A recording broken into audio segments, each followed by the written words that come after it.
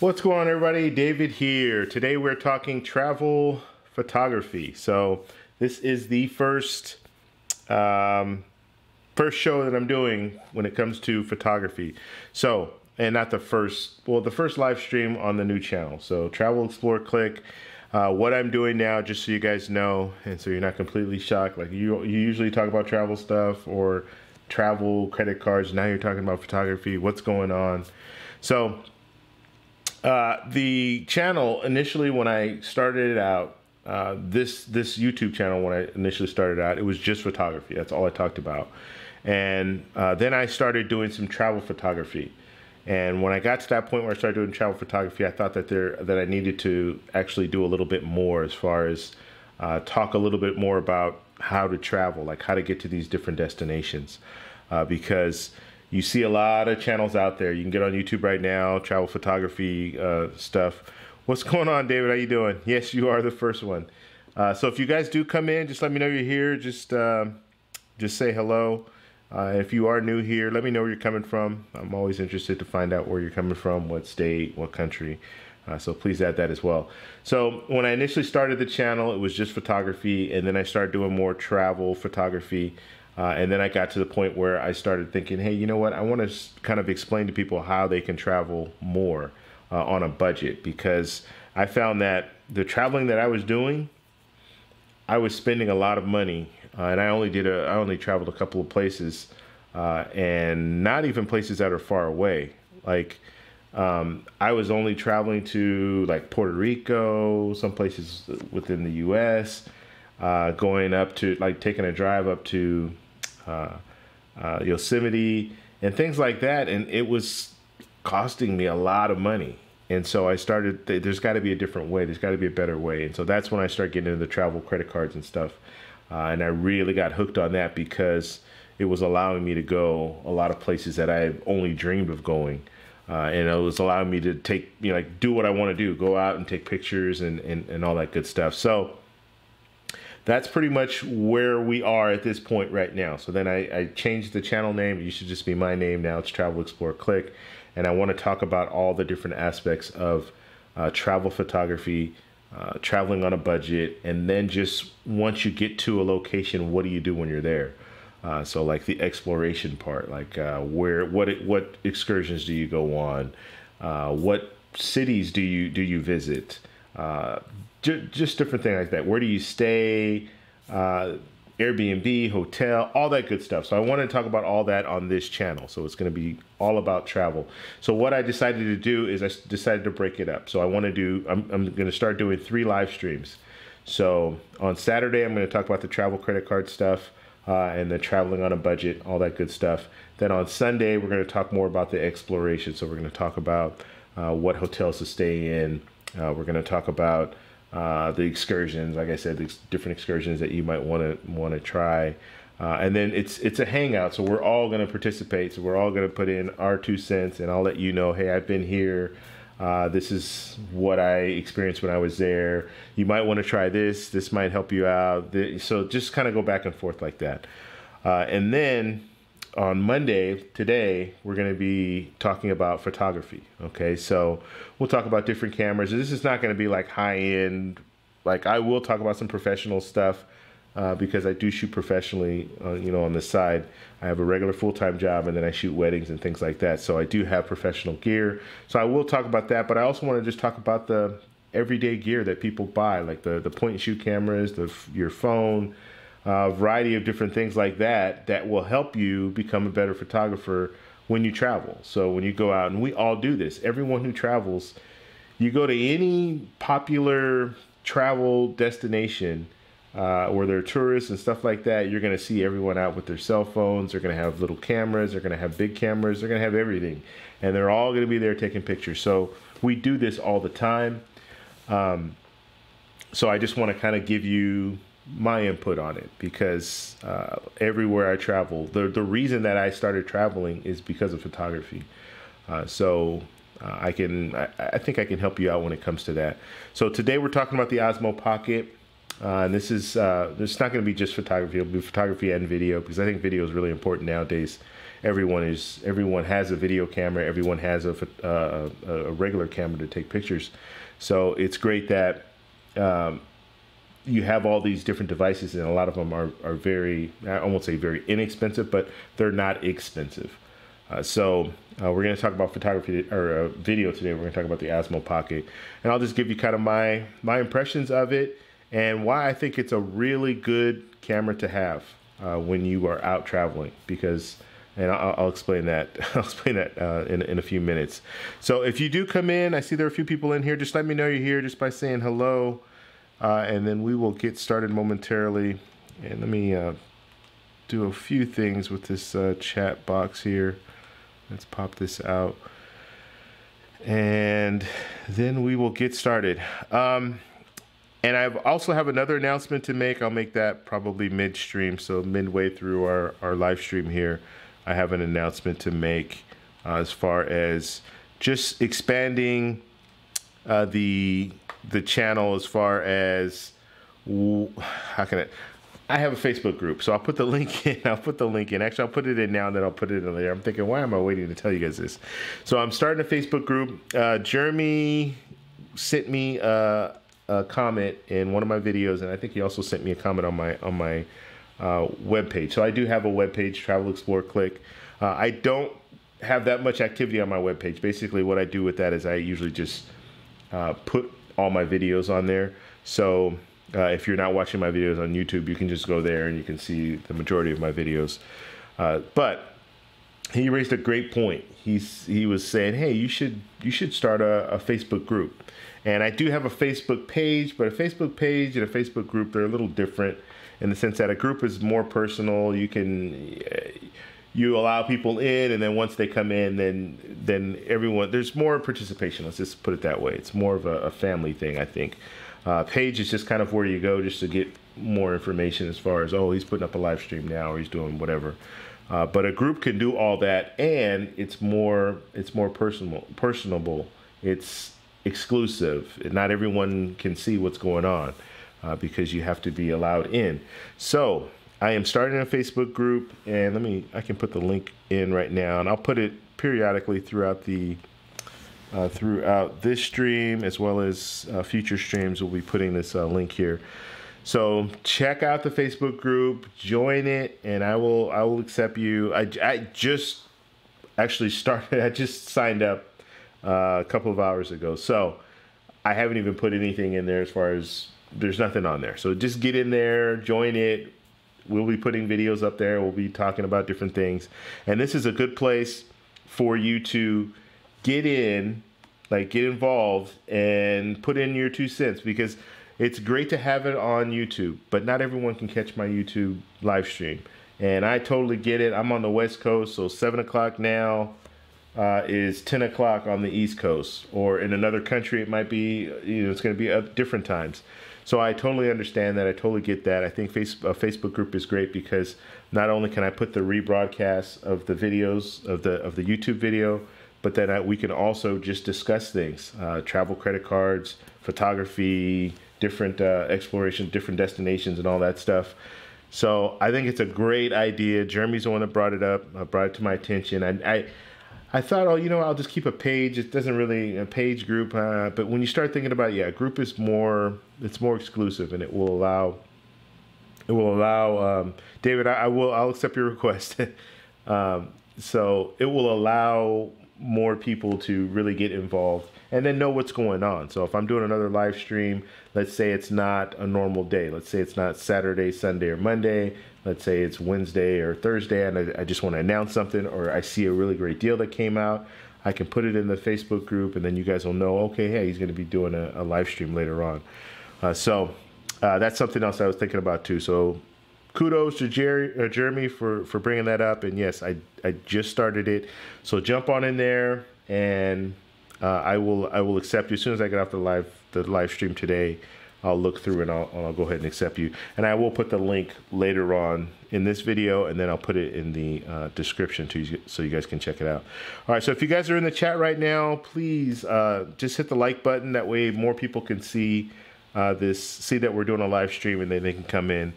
Now, This is a hangout, so I want you guys to participate. Let me know what's going on. Let me know what you guys think as far as camera equipment and things like that. I'm going to start it off kind of really basic, so we're just going to talk about different types of cameras, and then we'll get into talking more about the Osmo Pocket.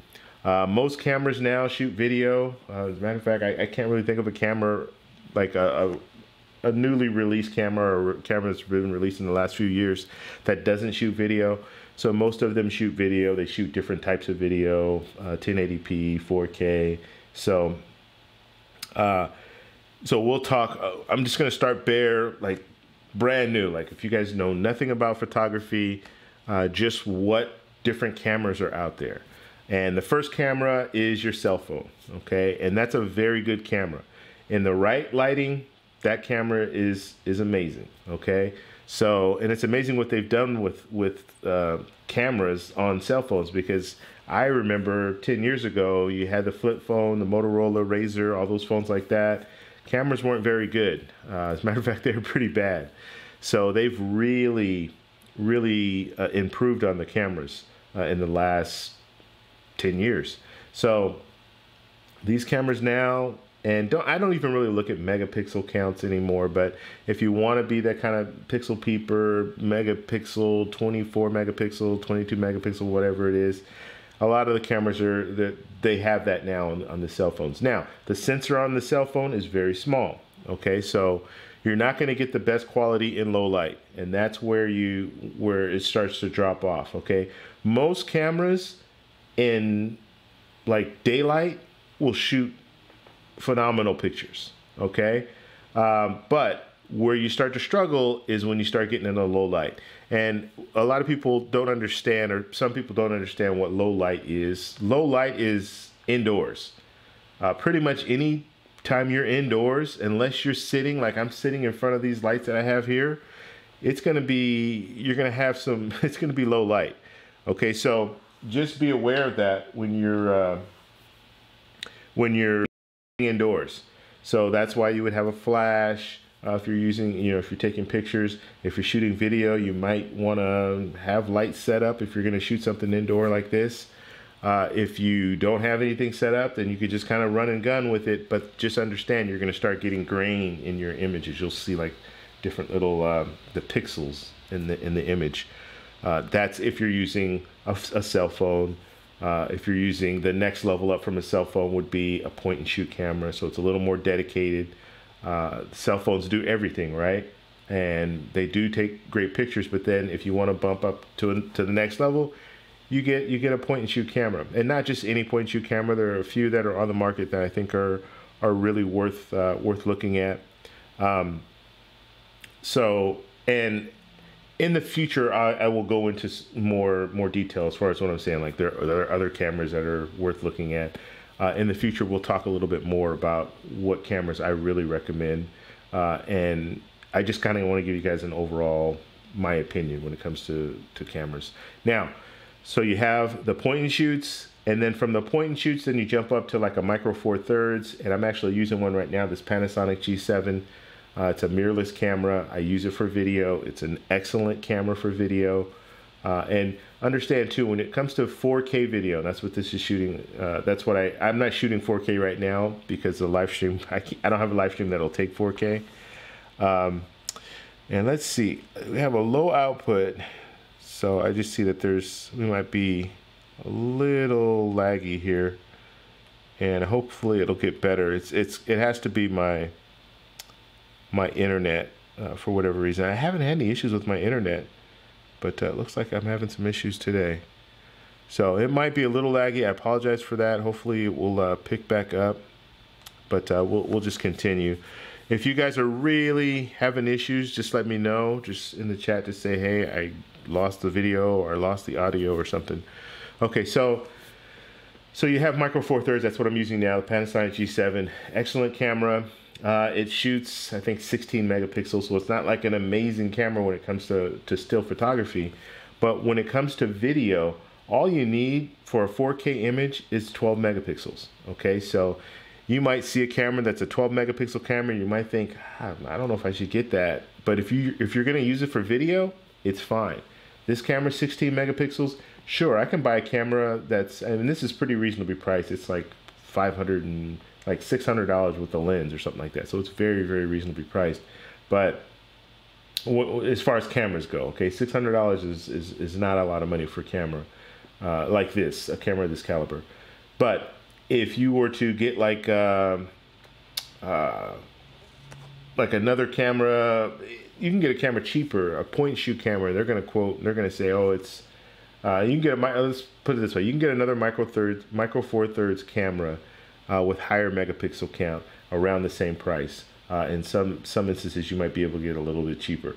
But this camera, I got this camera specifically because I wanted it for video. Okay, I don't use this to take pictures. I use it for video because it shoots 4K and it has all the mic input and all that good stuff. It has the HDMI, so I can hook it into a cam link that I have here, so I can use it as a webcam. So all of that good stuff, it has everything that I need, and that's the main reason why I got this camera. Now, so you have micro four thirds. So when we look at sensors, you're going to have your cell phone. It's going to have probably the smallest sensor in most cases. Then you're going to jump up to a little larger sensor and a point and shoot camera. Okay, sensors are very important. I'll explain to you at the very end why. So you'll have a little larger sensor and point and shoot cameras, and the sensors do vary when it comes to all these different devices. And then you'll jump up to a micro four thirds, and that's a certain that's a micro four thirds. That's the size of the sensor. And then you're going to jump into an APS-C size sensor, okay? And that's a little bit bigger. And then you'll jump into full frame. When you jump to full frame, that's pretty much the standard for professional photographers. Most professional photographers are using the full frame, okay? Not all, like, so there you have photographers, and depending on what you're taking pictures of, you have photographers that use APS-C sensor camera. Street photographers, travel photographers, like landscapes and stuff like that, you can use APS-C because in most cases you're shooting landscape, or if you're shooting a landscape, you can drop that shutter down to whatever you want in order to get the correct exposure. Whereas if you're shooting, let's say you're shooting a wedding, if you have a full frame camera, it's going to give you a little bit more flexibility in low lit situations. Although you might still be using a flash, you can still you still don't have to, your camera can go a lot further. Okay, so that's why most professionals will use a full frame. And then you have God, I just lost it right now. You have the oh God, I just lost it. It'll come back to me in a second. But so those are the major sensors that you're looking at. Okay. Medium format, that's what I was thinking about. So then you have medium format, and that's a whole nother level. And most people don't use medium format unless you're like really serious about portraits and you have enough money to purchase some of these medium format cameras because they're very expensive. But that's another level. Most professional photographers, even to this day, most professional photographers are going to use a full frame camera. You just have more flexibility. It's smaller. Full frame cameras are a little bit smaller than your medium format, so you have a lot of people using those. Now, I went and I realized I jumped. So we're talking micro four thirds, that's a mirrorless camera. Then you have a full frame mirrorless camera, okay? And that's what I use now. I use the Sony A7R III, and that's a full frame mirrorless camera. And then you have full frame DSLR camera, okay? And a DSLR camera, the major difference between the two, DSLR and mirrorless, is that the DSLRs have a mirror, and the mirrorless, they don't have a mirror, okay? So the sensor, mirrorless cameras can be a little bit smaller, and everything is printed out on the sensor, so you can, there are a lot of different things that you can do with a mirrorless camera that you can't do with a DSLR camera. The one major thing that you can do with a mirrorless camera that you can't do with a DSLR is the focusing, like eye autofocus. And like I said, I have the Sony, and I've had this camera for a year, okay, a little over a year. I got it last year. I've been a Canon shooter for 9 years, okay, and then I jumped into the mirrorless cameras. The reason that I jumped into the mirrorless cameras is because I had that Canon, and I liked my Canon. It was the 5D Mark III. I liked that Canon, but I wanted to get the next model. And so I started looking at the Canon 5D Mark IV, and the technology of the Mark IV compared to the technology of the Sony A7R III, it was, I won't say it's night and day, but the Sony just far, as far as the technology, it was far more advanced. It was shooting 10 frames per second. It has the eye autofocus, which I'm going to talk about in a second. It has everything is what you're seeing is what you're getting. So when I look through a mirrorless camera, when I look through the viewfinder, and that's another thing, it has like a digital viewfinder. So you're looking through it, you're looking at like a screen. It's like looking at a movie when you look through it. But they're really good now. So when you do actually look through, back in the day when they had mirrorless cameras and they first were starting out, when you look at through the eyepiece, you could actually see the pixels, or like you could see the pixels in the eyepiece. So it wasn't very clean and crisp. It didn't look like you were looking at an actual scene. It more like it looked like you were looking at a screen. Now, when you look through the viewfinder, they're very good. Like the quality is really good. So when you're looking through there, it's pretty much spot on the way that it'll look when you pull it out and you look at the screen on the back of the camera. That's the way it looks in the viewfinder. So they've really done a good job with that. So, and that's, I think, what held them back along. Like a lot of people with DSLRs, they didn't want to jump into these mirrorless cameras for focusing issues, as well as the viewfinder. They wanted to see, because when you look with DSLR, because there's a mirror in there, you're looking directly through. You hit the mirror, and then it goes through the lens, and so you're seeing exactly what the lens is seeing, what the camera is seeing before you take the picture, and then after you take that picture, then you get whatever the exposure is. Now, the difference between mirrorless and DSLR is when I look through that viewfinder, I might see more. Like I might be able to look at a picture and say, oh, it looks like it's in focus and everything. I'm looking through it, I can see everything. But then when I take the picture, it's underexposed or it's overexposed, because you have to fine tune the settings, right? And I shoot manually. So anytime I'm shooting, I'm always fine tuning stuff. Now, the beauty of the mirrorless, especially for people who are just starting out, is what you see is what you get. It's just like your cell phone. When you pull your cell phone out and you look at the picture on the back of your cell phone, or on the front, or whatever, when you look at that picture on your cell phone, before you take that picture, that's pretty much what it's going to look like. Unless you have a flash, and then you throw a flash in there, yeah, it'll look a little different. But when you look through, that's what you're going to get. Mirrorless cameras are the same way. When you look through the viewfinder, or if you look at the back of the screen, that's what you're getting. That's what the picture's going to look like. Now, with Sony, what they'll do is they'll kind of they'll bump it up a little bit if they know you have a flash on there, to kind of simulate what the flash will look like, but they can't really, it's hard to really simulate what the flash is actually going to look like, but they will brighten it a little bit just so you know, okay, yeah, it's going to be a brighter shot. But when you're shooting with DSLR, you have no clue. Like, you can go and just take pictures. And when I first started with DSLR camera, with a Canon, this was the Canon, what did I have? The first one I got was the Canon 7D. I was out there taking pictures, and I didn't know much about what I was doing, but I always wanted to start the hard way. So I wanted to start manually. So I was shooting manually. I'm out there taking pictures, and took like 10 pictures and looked at them, and they were all underexposed, like way underexposed. So I wasn't getting anything out of these pictures, right? So that is one good thing. One good thing about the mirrorless cameras is what you're seeing in there is what you're going to get. You're not going to get, you're not going to be surprised. And then they also have like different things where I can, and this is a trick that I use a lot when it comes to for like when I'm shooting weddings and things like that.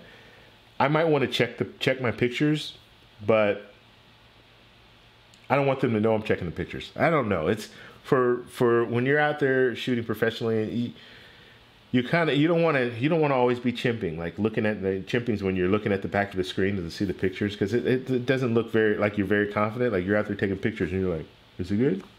Is it good? Is it good?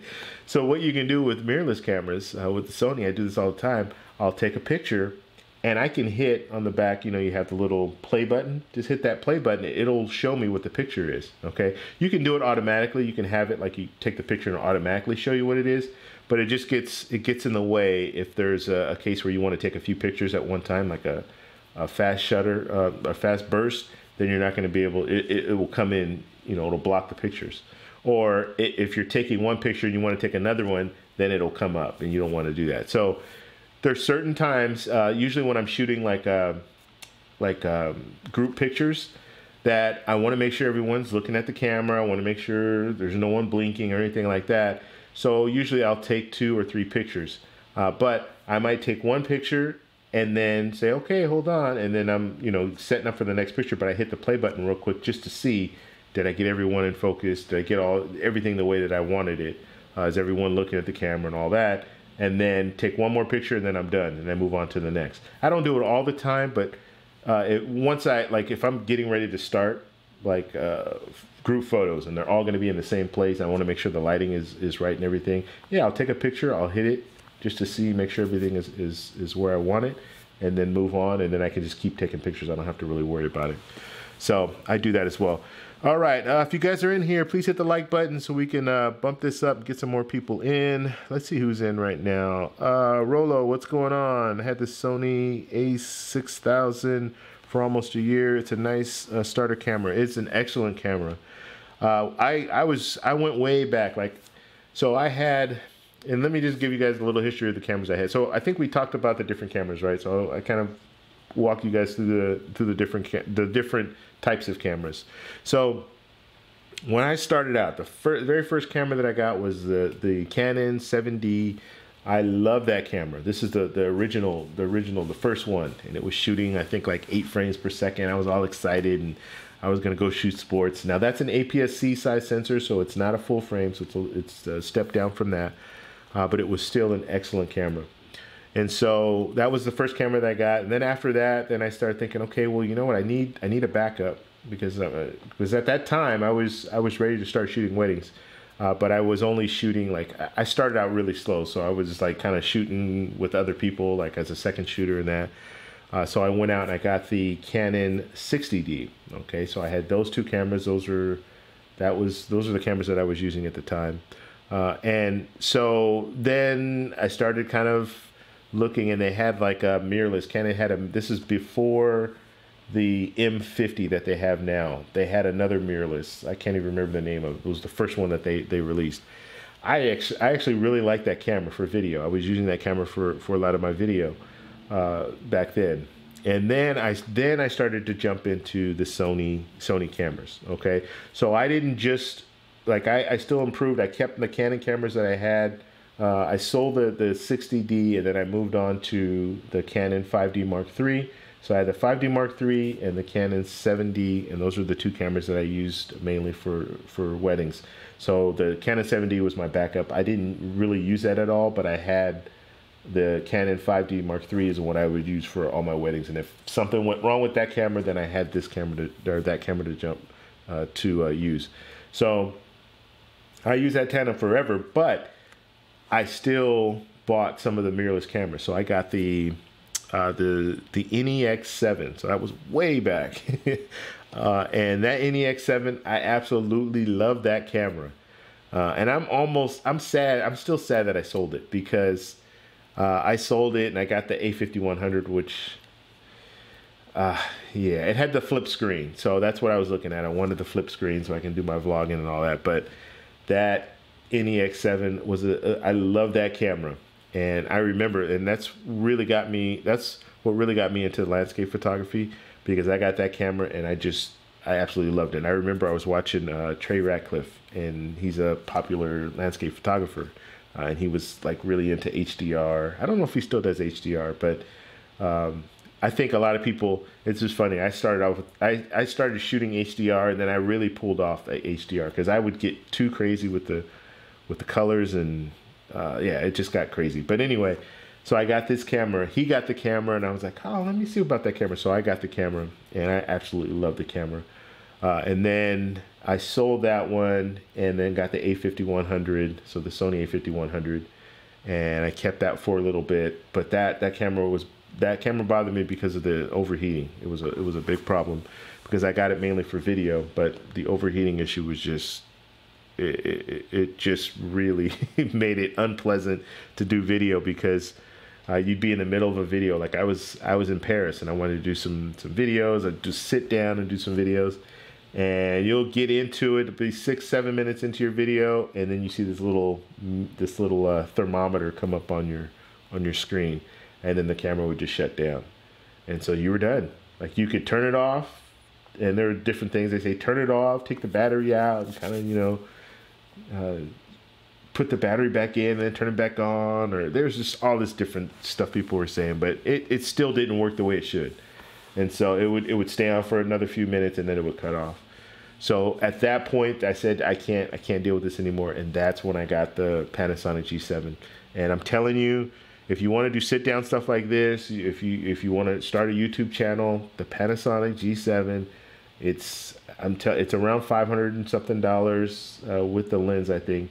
I would recommend, and I'll tell you what my setup is right now. So I have the Panasonic G7, and I shoot all my video with that. I have the Sony a7R III. I can shoot video with that, but I shoot all my video with this camera. And when I say all my video, all the sit-down video. So other stuff I use different cameras, but for the sit-down videos, yeah, I'm using this camera. And I have the 25mm 1.7. And that is an excellent lens. It's 1.7, which means, and we'll talk in the future a little bit more about the aperture, but 1.7, I can open up that iris really wide. So if I'm in a low lit situation and I want to shoot video and I don't have that much light to like throw on me, I can drop it down to 1.7 and it just opens up. So it opens up more light, allows more light into the camera, which will make the shot look better. So yeah, so I use that camera all the time. The G85, the Panasonic G85 is probably what I would recommend for people if you're interested in getting, because the Panasonic G85, Panasonic G7, they're the same camera. The only difference is the G85 has image stabilization, and you want image stabilization, and we're going to talk about that with the Osmo Pocket and why that's so important. Okay, so let's look here, and so then I went from there, and then from that point, I jumped into the Sony market. Okay, so I like I said, I was in the situation. I had the 5D Mark III. I liked that camera. I'm not gonna say I loved it. I liked the camera. It was a good camera, but I wanted to get a new camera, and the Canon 5D Mark IV was already out. The Sony a7R III was already out. And so I'm looking at the two cameras and I'm thinking, okay, well, are they going to release a 5D Mark V? And what's it going to be like? And to this day, they have not released a 5D Mark V. Crazy. And this was last year, right? That I bought the Sony a7R III. So I started thinking, okay, what are my options? What should I do? It's a big, when you start getting into photography, it's a big deal. Like, I have all my gear that's Canon, right? Everything is Canon. My flashes are Canon, my lenses are Canon, my cameras are Canon. It's a lot of money that you invest if you're doing this. Like if you're shooting weddings and stuff, you have to get a lot of stuff. And it's all Canon. And so to go from Canon to Sony means that I have to sell everything and start over again. And so it's a big deal. It's a big switch, and you have to make a real commitment. And you don't know what you're getting, right? You're going to get a Sony, but it's going to work differently. The buttons are going to be in different places. That's one of the big things that the biggest learning curve is, like the buttons. Like the Canon cameras, I knew where all the buttons were. So I pull that camera up, put it up to my face, and I know where all the buttons are. I don't have to look. So when you get another camera, then you have to retrain your muscle memory so you know where all the buttons are and how everything works. So it is kind of intimidating when you start shooting weddings for the first time with a new camera, because you don't know where the buttons are. And Canon was really good about, and they still are really good about, they make pretty much their higher end cameras, they make them all the same as far as where the button layout is. For the most part, they're the same. So when you get even if I were, let's say, and I have a second shooter that shoots with me in all the weddings that I shoot, she shoots Canon, I shoot Canon. So if anything were to go down and I need to use her camera, she needs to use my camera, she's going to know where the buttons are. I'm going to know where the buttons are because we shoot with the same type cameras. So yeah, it was a big decision to make. And so I made it. I jumped over to Sony, and I've been really, really happy with Sony. I haven't gotten a backup body yet, which I need to get. Usually what I do if I'm shooting a wedding, I'll rent a backup. But I wanted to wait for the Sony a7S III because I think that's going to be a great video camera as well as a camera that I can use as a second body for weddings. But for whatever reason, they are waiting on this release. I don't get it. I know they have the A6000 and the Sony a7S III. These are the two cameras that are kind of out there, and no one's really talking about like when they're gonna really. They're probably talking about it, but we're gonna talk more about it in future videos because like future videos that talk about cameras, because I'm really interested in knowing like what's going on with that. But once they release that camera, then I'll make a decision. Am I gonna get that one, or am I gonna just get the A7 III, which is another Sony camera? All right, so I think I've talked enough about all that stuff. So I want to just kind of give you kind of a background on what I have. So now, yeah, I have the Sony a7R III, and I have the Panasonic G7 that I use for video, and then I bought another Panasonic, like a, God, I don't even know, the LX10 or something like that. It's a point and shoot camera. I had issues with that camera. I actually had it in my pocket. Believe it or not, it was only, I think it was like $350, $400. I had it in my pocket, and it turned on, and the lens started opening up because the lens opens up when it turns on. It was in my pocket, and it messed it up. So now when I take it out, I turn it on, it will try to start, but then it can't focus because the lens is out of whack. So I need to send that camera back, and I've had it sitting around for like 4 months. I haven't sent it back. I need to send it back. Actually, April I need to send it back because I bought it in May, so that year warranty is going to be up in May. So I need to send it out as soon as I can, and I have it ready to go. I just haven't done it. I mean, I'll be honest with you. I got the camera for video, and it's not good for video. You don't have a mic jack, which I already knew, but I want to do kind of run and gun stuff, so I just wanted to have it. It has a little flip-up screen so you can see yourself and all that. But the image stabilization just doesn't allow me to get the kind of shots that I want. So I wouldn't use that camera very often. The only time that I can see using that camera is if I want to zoom in on something, and I have it on a tripod or something. I want to zoom in on something, then I can use that camera to work. But other than that, it's not really the camera that I recommend people get. But I have it now, so I might as well get it taken care of. That's one of the reasons why when I got this Osmo Pocket, I'm like, oh, this is it. This is what I'm going to use for right now. This works, and I'm hoping, and I know this is a popular camera, so I know that they're going to release another one that has a 1-inch sensor, and that will be really nice. Okay, so let's talk about, actually look at the chat real quick, and then we're going to talk about this camera. And those of you, let's see, looks like Jeremy's in here. All right, Jeremy, I got some news for you. So we're gonna, I don't know if you saw the earlier discussion, but let's see, Triple N's had the Sony A6. So yeah, Rollo was talking about the Sony A6000. That's a phenomenal camera. So the A6000, A6300, A6500, A6400, they went backwards. I don't know why they did that, but they do have, all those cameras are really good. They're APS-C size sensors, so they're not quite full frame, but they're great for landscape. If you take them out for, they're great travel cameras, and they're smaller. They're smaller than the traditional, they're definitely smaller than DSLR, and they're smaller than the full frame mirrorless cameras that are out there. Or I should say most of them, not all of them. Okay, where are we? Jeremy. Okay, so Jeremy, I did start the Facebook group. Okay, so you did see that. Good. I'll post the link again. I'm gonna just keep posting it throughout here so you guys can check it out. Just get on there and join, and then after this video I will I'll jump in there and I'll start accepting people. But yeah, Jeremy, it was a great idea. I didn't really think about it like that, but that really works. And I was thinking about doing a WhatsApp group, and I will do a WhatsApp group in the future.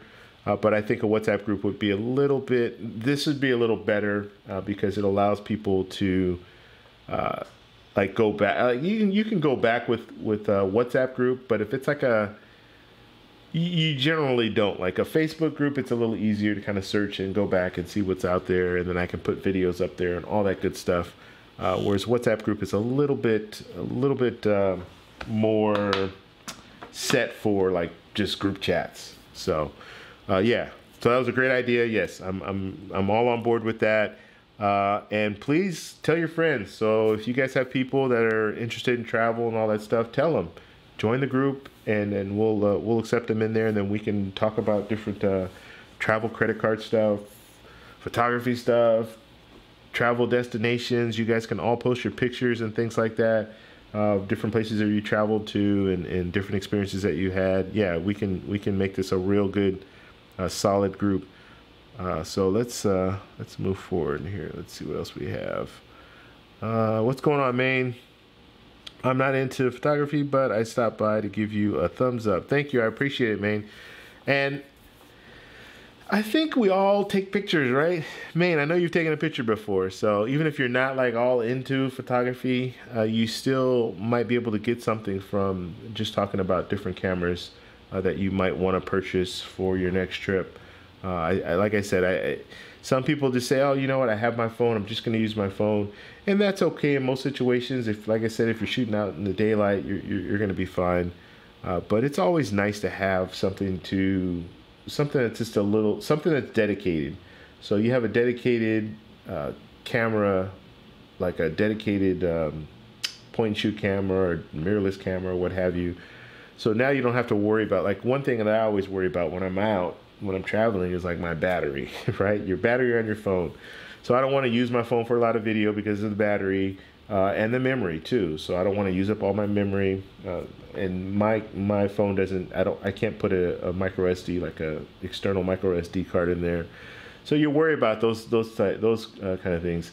And then also when you're traveling, depending on where you are, where you're going, you don't always want to have your phone out. And if you have a little small point and shoot camera, it's probably a little bit better to have that out as opposed to having your phone out all the time, because in some cases you might be a target. So, and I would much rather, if I were out, I would much rather someone steal a point and shoot camera that I have as opposed to taking my phone, just because my phone has a lot more information, a lot more things that I would need or want in order to get home. Like just a variety of different things you can all imagine, and you can't make phone calls and all that good stuff. Okay, so you might still get something from this Maine if you're still here, but yeah, we're gonna be doing this every Monday. So yeah, we'll do it every Monday. So maybe you'll stop by once and say, hey, yeah, you know what, I did learn something. Okay, Reckless, what's going on? You made it, dude. Yes, you did. Live stream is awesome. Thank you, brother. I appreciate it. I have a Canon M50. That's a good camera. It's a great camera for video. A lot of people, a lot of the YouTubers use that camera for video. Now, you know, Canon just released, or not just released, but late last year, they released their new mirrorless cameras. And they didn't get a lot of, they got a lot of negative press just because they didn't have the 2 card slots. So the Canon EOS R, now I think they just announced a Canon EOS RP or something like that. So it's not. So the Canon EOS R is the flagship, I guess, of their mirrorless cameras right now. And then they released another one that's doesn't have all the same function or same. It's not as good as the EOS R, so it's a step down. So. Yeah, it's interesting. I mean, another thing that's interesting to me too is Sony pretty much started it. They got out there, they start putting out their mirrorless cameras, their full frame mirrorless cameras, because they were already putting out the APS-C size sensor mirrorless cameras, and then they started doing the full frame, and they got it. They got it right. And one thing about Sony, and this is one of the reasons why I jumped over to Sony, because they listen to their customers. They really do. Like Canon, they don't listen to their customers in a lot of cases where you'll tell them. The only thing that Sony hasn't listened to that's bugging a lot of people is this screen that flips forward so you can see yourself. They have it in their APS, some of their APS-C cameras, but they haven't made it for a full frame camera yet. And I think if they do that for either, well, that's APS-C, but if they do it for the A7000, which would be their APS-C sensor camera, or if they do it for the Sony A7S3, A7S, yeah, the Sony A7S3, that would be a real big deal. So I'm hoping that Sony's listening when it comes to that. But for all their other stuff, they listen. They listen to their customers. So if the customers say, yeah, why don't you do this or why don't you do that? In a lot of cases, they're going to listen and they're going to make changes. And they've released a lot of cameras in the last few years, a lot of mirrorless cameras. And so fast forward to today, now you have Nikon jumping on board with their mirrorless cameras. And they're launching, like they're very serious about it because they launched the camera and they launch all these different lenses. And then you have Canon doing the same thing. They launch the camera and they launch all these different lenses. And so I like that. I like the fact that there's more competition when it comes to that. But yeah, that M50 is a very good camera. And for video, yeah, you can't, at this point, because it does shoot 4K. And if you want to do like kind of a sit down style video like this, the Panasonic G7 is what I use. The M50 is another great camera that you can use and get some of the same quality. One thing that I like about Canon though, and one of the things that was a little bit hard when I moved over to Sony, is the color profiles are different. Okay, so Canon has they have really good color profiles. So when you take a picture, the color looks really vibrant. Sony's colors are not. They're getting better. They're getting much better. But I shoot raw anyway, so I always fine tune my colors. But it just looks a lot. Canon looks a lot cleaner, and when you're shooting video, the colors look a little richer. So that's the only one thing that I struggle with Sony. But like I said, they're getting better with their color science now, and I think they're getting there. But Canon still has a foot up on their color science. They're just a little bit better. Okay, and it's just a little more natural. Like Canon's colors are a little more natural. Okay, David, I had the Canon 80D, got robbed at gunpoint. Ooh, that's bad. I haven't bought another camera since. Ooh, yeah, that's tough. Was that, David, was that like another country, or was that actually in the U.S.? Yeah. And that kind of brings me to a point too. So if you do want to invest, and it depends like how much you're spending on camera gear, but I always insure my camera gear. Not everything. So I'll insure my professional stuff. So my the Sony A7R III, it's like a $3,200 camera. I'm gonna insure that. I have the 70-200, which is a $2,500 lens. I insure that. I have a 50mm lens. There's no need. I mean, it's less than $500. Now, if I get all the stuff stolen at once, and yeah, that's the only issue. Then yeah, I have to replace that. But with my insurance, I have a $500 deductible. So if it's less than $500, and I think I can do without it, then I don't insure it. So I'm a little I pick and choose the stuff that I insure. So I would highly recommend that if you are getting a camera 1,000+, then insure it, because you don't know what's going to happen. I mean, you can get robbed, you could lose it, you could leave it on the table and someone take it, that kind of stuff. And I have State Farm insurance, and it's like I can't remember the exact name of what I have, but yeah, I got that insurance, and I'm fine. I pay like $30, $35 a month, and that also covers, because I shoot weddings, it also covers liability insurance. So when I shoot a wedding, I let my insurance company know I'm shooting a wedding at this venue.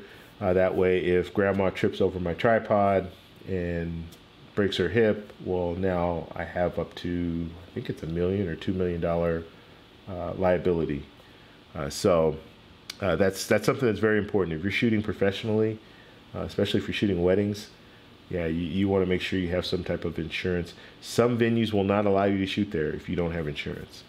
So just yeah, they won't allow you. And I've I've had it's bad, but there are some venues that you don't know until you get there. Like I had this venue last year, went out, and bad on my part because I should have actually called my insurance company prior to, because it's really my job to call them and let them know, hey, I'm shooting here. That way, if something happens, then they'll be taken care of. I'm paying for it, so I might as well. But in this instance, I didn't. I was shooting for a friend, and I just didn't do it. I just didn't do it. So when I got to the venue, she told me, "Oh yeah, you need to have insurance to shoot." And I'm like, "Oh, okay." I had to call my insurance company up and say, "Hey," this is on the weekend. Call them up and say, "Hey, can you kind of rush over a, insurance plan so they'll know that I'm insured and all that." And so they did it, no problem. But yeah, you want to have insurance, liability insurance if you're shooting professionally.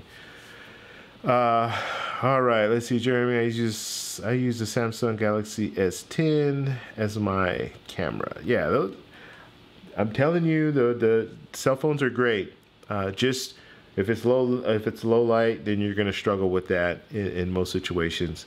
And I always like to have, and I talked about already the whole battery thing, but I always like to have just something separate, like something that I can use like all day if I want to use it and not be using my phone all day.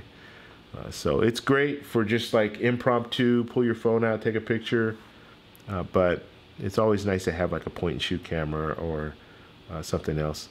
Okay, let's get through these so we can start talking about this Osmo Pocket. Let's see. Jeremy James, is photography your day job? No, it's not. I do it part-time, so I have a full-time job, and then I will shoot. And usually, when you're shooting weddings, it's usually 6 months out of the year. So wedding season will be starting up like in May, and then you can shoot until, some people have weddings in October. I actually have. Do I have a wedding? Yeah, I have a quinceañera set up for October. So yeah, that's kind of the wedding season, or the wedding even quinceañera season. So that's kind of how I work that, and I just do it. Yeah, just do it part time. I don't try to book as many. Like I don't try to book, like some people want to book as many weddings as possible. I'm not into all that because I like to travel too. So I want to have some time to kind of get away. But it's a nice skill to have. Photography period is a good skill to have, because there's so many different things that you can photograph, and you also can photograph anywhere. Like the good thing about photography, and I started like way back when in the job I work at, I started thinking, oh, you know what, maybe I want to do something different. And we used to have like these incentives. Okay, if you do this, then basically we needed to have kind of like a goal that we did every year. And so my goal became, this was way back, my goal became, I want to shoot video. Like I want to shoot like these video, like informative videos for the job. And so I went out and I bought like a video camera and all that good stuff. And so that's what I started doing. This was, God, it's like 15 years ago. I started doing that. And then it got to the point where they started releasing these DSLR cameras that were shooting excellent video. The 5D Mark II came out, and people just went crazy over that camera. And so that's when I started looking at DSLRs. But at the time I was shooting video, I even shot a few weddings video. I was a videographer for a few weddings, like 2 or 3. But then when I jumped into DSLRs, I jumped into cameras.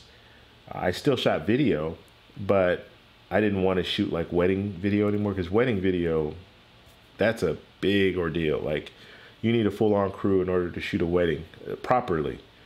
So that's when I started thinking, I do like photography. Like I like the fact that it's quick. Like when I say quick, the satisfaction is almost instant. Now with the digital cameras, I mean, you can take a picture and look and be like, wow, I took that.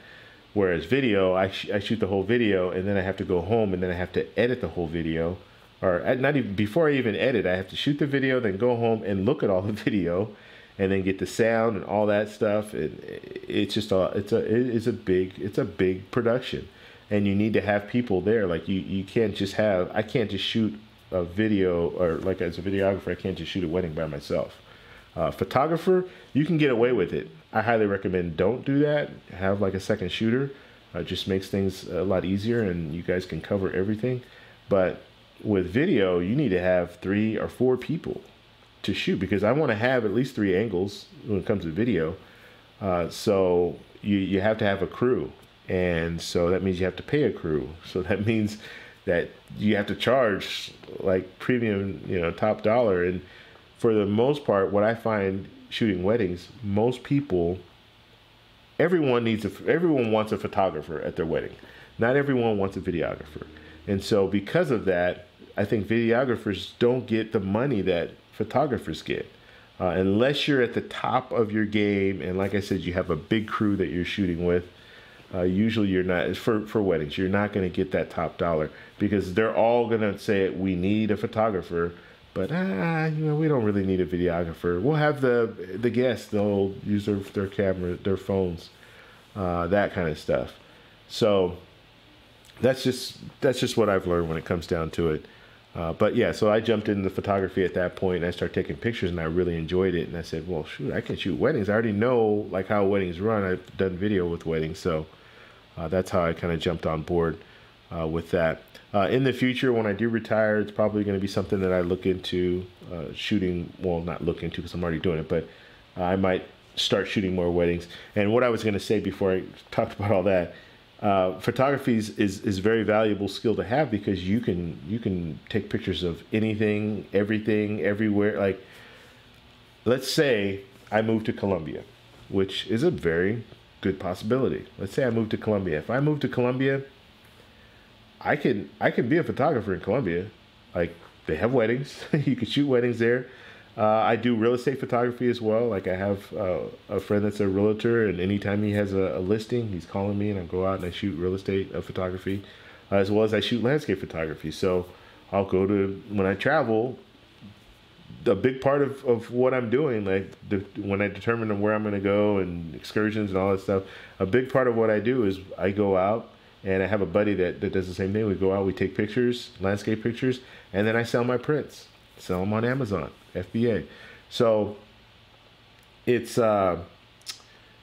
you can make money on the side with photography, no problem. Like, as long as you learn how to do it, you can shoot food. You can do promos, like video now, because you can do a lot of video and stuff as well. If you know how to take pictures, it's easy to jump from pictures to photography. And I kind of went the other way. I went from doing videography stuff into photography.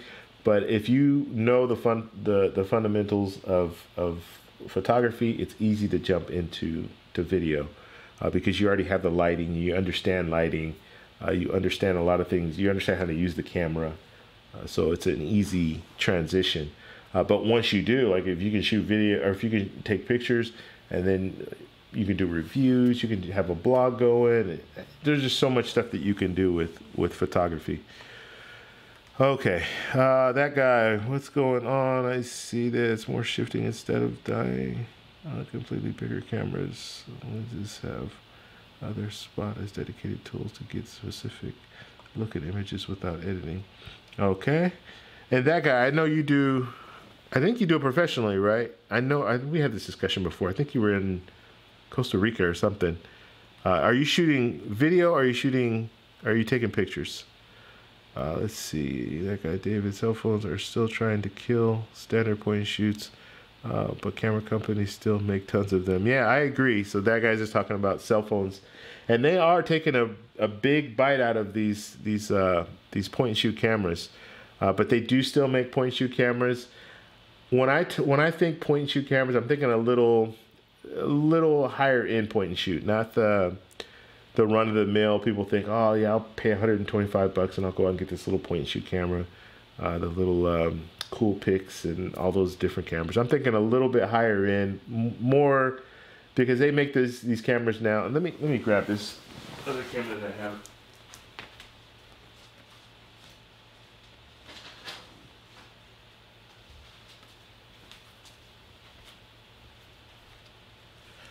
All right, so this is more the point and shoot that I'm talking about. This is the LX, I think it's LX10 or something like that. It's funny, I've only used this camera like 5 months and then it broke on me. So I will be sending it back. Hopefully they'll be able to fix it. But this is the point and shoot that I'm talking about. It's small enough I can put it in my pocket, but it's robust. Like if you hold this thing, it's very heavy. And then it has a little flip screen. So that's ideally I wanted it for my little vlogging and stuff like that. The only problem is it's hard to get a steady image with this. So that's where that's what I really didn't like about it. But I do like the camera. So you have this, you have the Canon GX7, or I think it's GX7, something like that. And then you have Sony has the RX100 series. I don't even know. I think RX100, do they have Mark 5? I think they have Mark 5 now, or Mark 6. So that's what I'm talking about when the point and shoot. So these cameras are generally, well, this one is like, I want to say this was like $450 or something like that. They usually run from about 300 to 500 range. This might have been a little bit more than that. I don't know. It's kind of a shame that this camera costs just as much as the camera that I have that I'm using for video right now. But anyway, so you have this, and then you have the RX series, the RX100 series. They can go up to, I think I saw them like 1200 for some of the newer ones that are out. But those are the more the point and shoot cameras that I'm talking about, and these are high end when it comes to. They have really good image quality, and for video they're great. The only problem is, yeah, you want to get a steady shot. So yeah, they do a lot, and they zoom. And that's probably one of the biggest benefits of these cameras is you can zoom in. One of the downfalls of the Osmo Pocket, which we're going to talk about right now, is the fact that it doesn't zoom. So I have to walk, do that walk zoom. Okay, so this is the Osmo Pocket. It's about $350. It's very popular. A lot of people are picking this up. They've been selling these things like crazy. And I'm happy that they're selling a lot of them because hopefully they're going to make they've had some other ones before. This is not the first Osmo. They've had a few other Osmos, but they've just been larger. The thing that makes this amazing is the size. This thing is so small that I can put it in my pocket. So for travel, it's perfect. I can put it in my pocket. So I have my cell phone here just to show you guys size comparison. This is a Note 5, I think, yeah. So that's the size comparison. Water bottle, let's see that.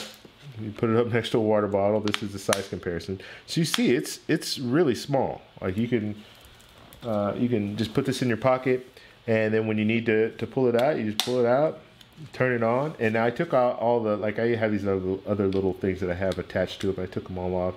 And so this is it. This is the Osmo Pocket. And you have the screen going that way, or you have the lens going that way. You can flip it around and turn it around the other way, so it's like a selfie, and then you can see yourself in the screen and all that good stuff. One thing that I really like about this, and as far as travel, especially if you want to do like travel vlogs and videos and things like that, I like the fact that, I guess I should turn it back on to show you guys this, but I like the fact that you can do a pan. So like recently I was in a restaurant and I wanted to do like a pan of the restaurant, right? Because you always see that, you see the pan of the restaurant. So you can do a pan. All you need to do is move your wrists and it will give you a nice steady pan. It's amazing what this thing can do. And then if you want to do like a tilt, and I have these other little pieces, and I'll put those on later, but you can do a tilt, so you can kind of bring it down. So like we've all seen the shot where they show the sign. And I'll use a restaurant because this is kind of just what I'm thinking about now, because I just did this video last week. But you'll see the sign, and then they'll pan down into the restaurant, and then you see them walking in the restaurant or something like that. So you can do that. Just start, do a pan, come all the way down, and then just walk into the restaurant. You can set this down with attachments. So if you have, this is a wireless module that they have here. Just put that wireless module in there, and then you can control this with your phone. So you can control it with your phone like this. There's a little piece, you can open this up in the back here, and you can control it by just hooking your phone into it. It's not the best setup because it's kind of wobbly, if you can imagine. Let me get the phone the right way. So if I had it, how would I have this? Oh, it'd be like this. Yeah, I don't use this phone module thing at all, but if you have it hooked in, you'd have it hooked in like this, but it's kind of wobbly. Like it's not going to be a sure, like a nice tight fit. So having the wireless module is good because all it is this little thing here. It acts as a stand, so you can stand your phone up like this, or not your phone. You can stand your Osmo, the Osmo Pocket up like this, and then you can control everything on your phone. So all the controls, and they just updated this because it wasn't allowing you to do like the pro features. Like there are pro features in here that you can use where you can just, it's manual everything. You can fine tune anything on here. It wasn't allowing you to do that when they initially launched it, but now you can do all that. You were able to do it with your phone if you had your phone connected to it, but that kind of defeats the purpose of having this because it's so small. Why would you want to hook your phone in there and have to walk around with your phone hooked into it? So now they released all the pro features. So now you can do it either on the screen, because you do have that little screen on the back, remember? So you can use that, or you can use your phone. And the beauty of using your phone, this is like I was sitting, and because we're talking about travel, I use this for my whole trip. Like this is the camera that I was using the whole time for video. So I wasn't using anything else. I used the Sony a7R III a couple of times, and that was only like because I have a macro lens on there and I wanted to get close-ups of food. So that's the only time that I used that camera for video. The Panasonic G7, I had that camera. I used it when I was sitting down doing kind of like videos, sit down, like chats like I'm doing here. But other than that, this is the camera that I was using in every situation. But the beauty of just sitting this down, like I can just sit it on a table, like let's say I'm at a restaurant, sit it on a table, and I can do all the controls with my phone. So that means if I want to do a pan, I can do that. If I want to lock it onto someone, and for those of you who have, and this is a DJI product. I should have said that right off from the beginning. This is a DJI product. So DJI makes drones, and a lot of people have purchased DJI drones before. It's the same little gimbal that's on a drone. All they're doing is putting it on this, this little Osmo thing. So it's the same thing. So you can control everything. So if you just think about if you've used a drone before, if you use a DJI drone before, you know the application that it has, all the different things that you can do, the follow me mode, like the follow me or tracking. So I can draw a square around what I want it to track, and it will track. So this thing, I can sit it down in a room and look at my phone and draw a square around me, and it's gonna move around and track me around the room.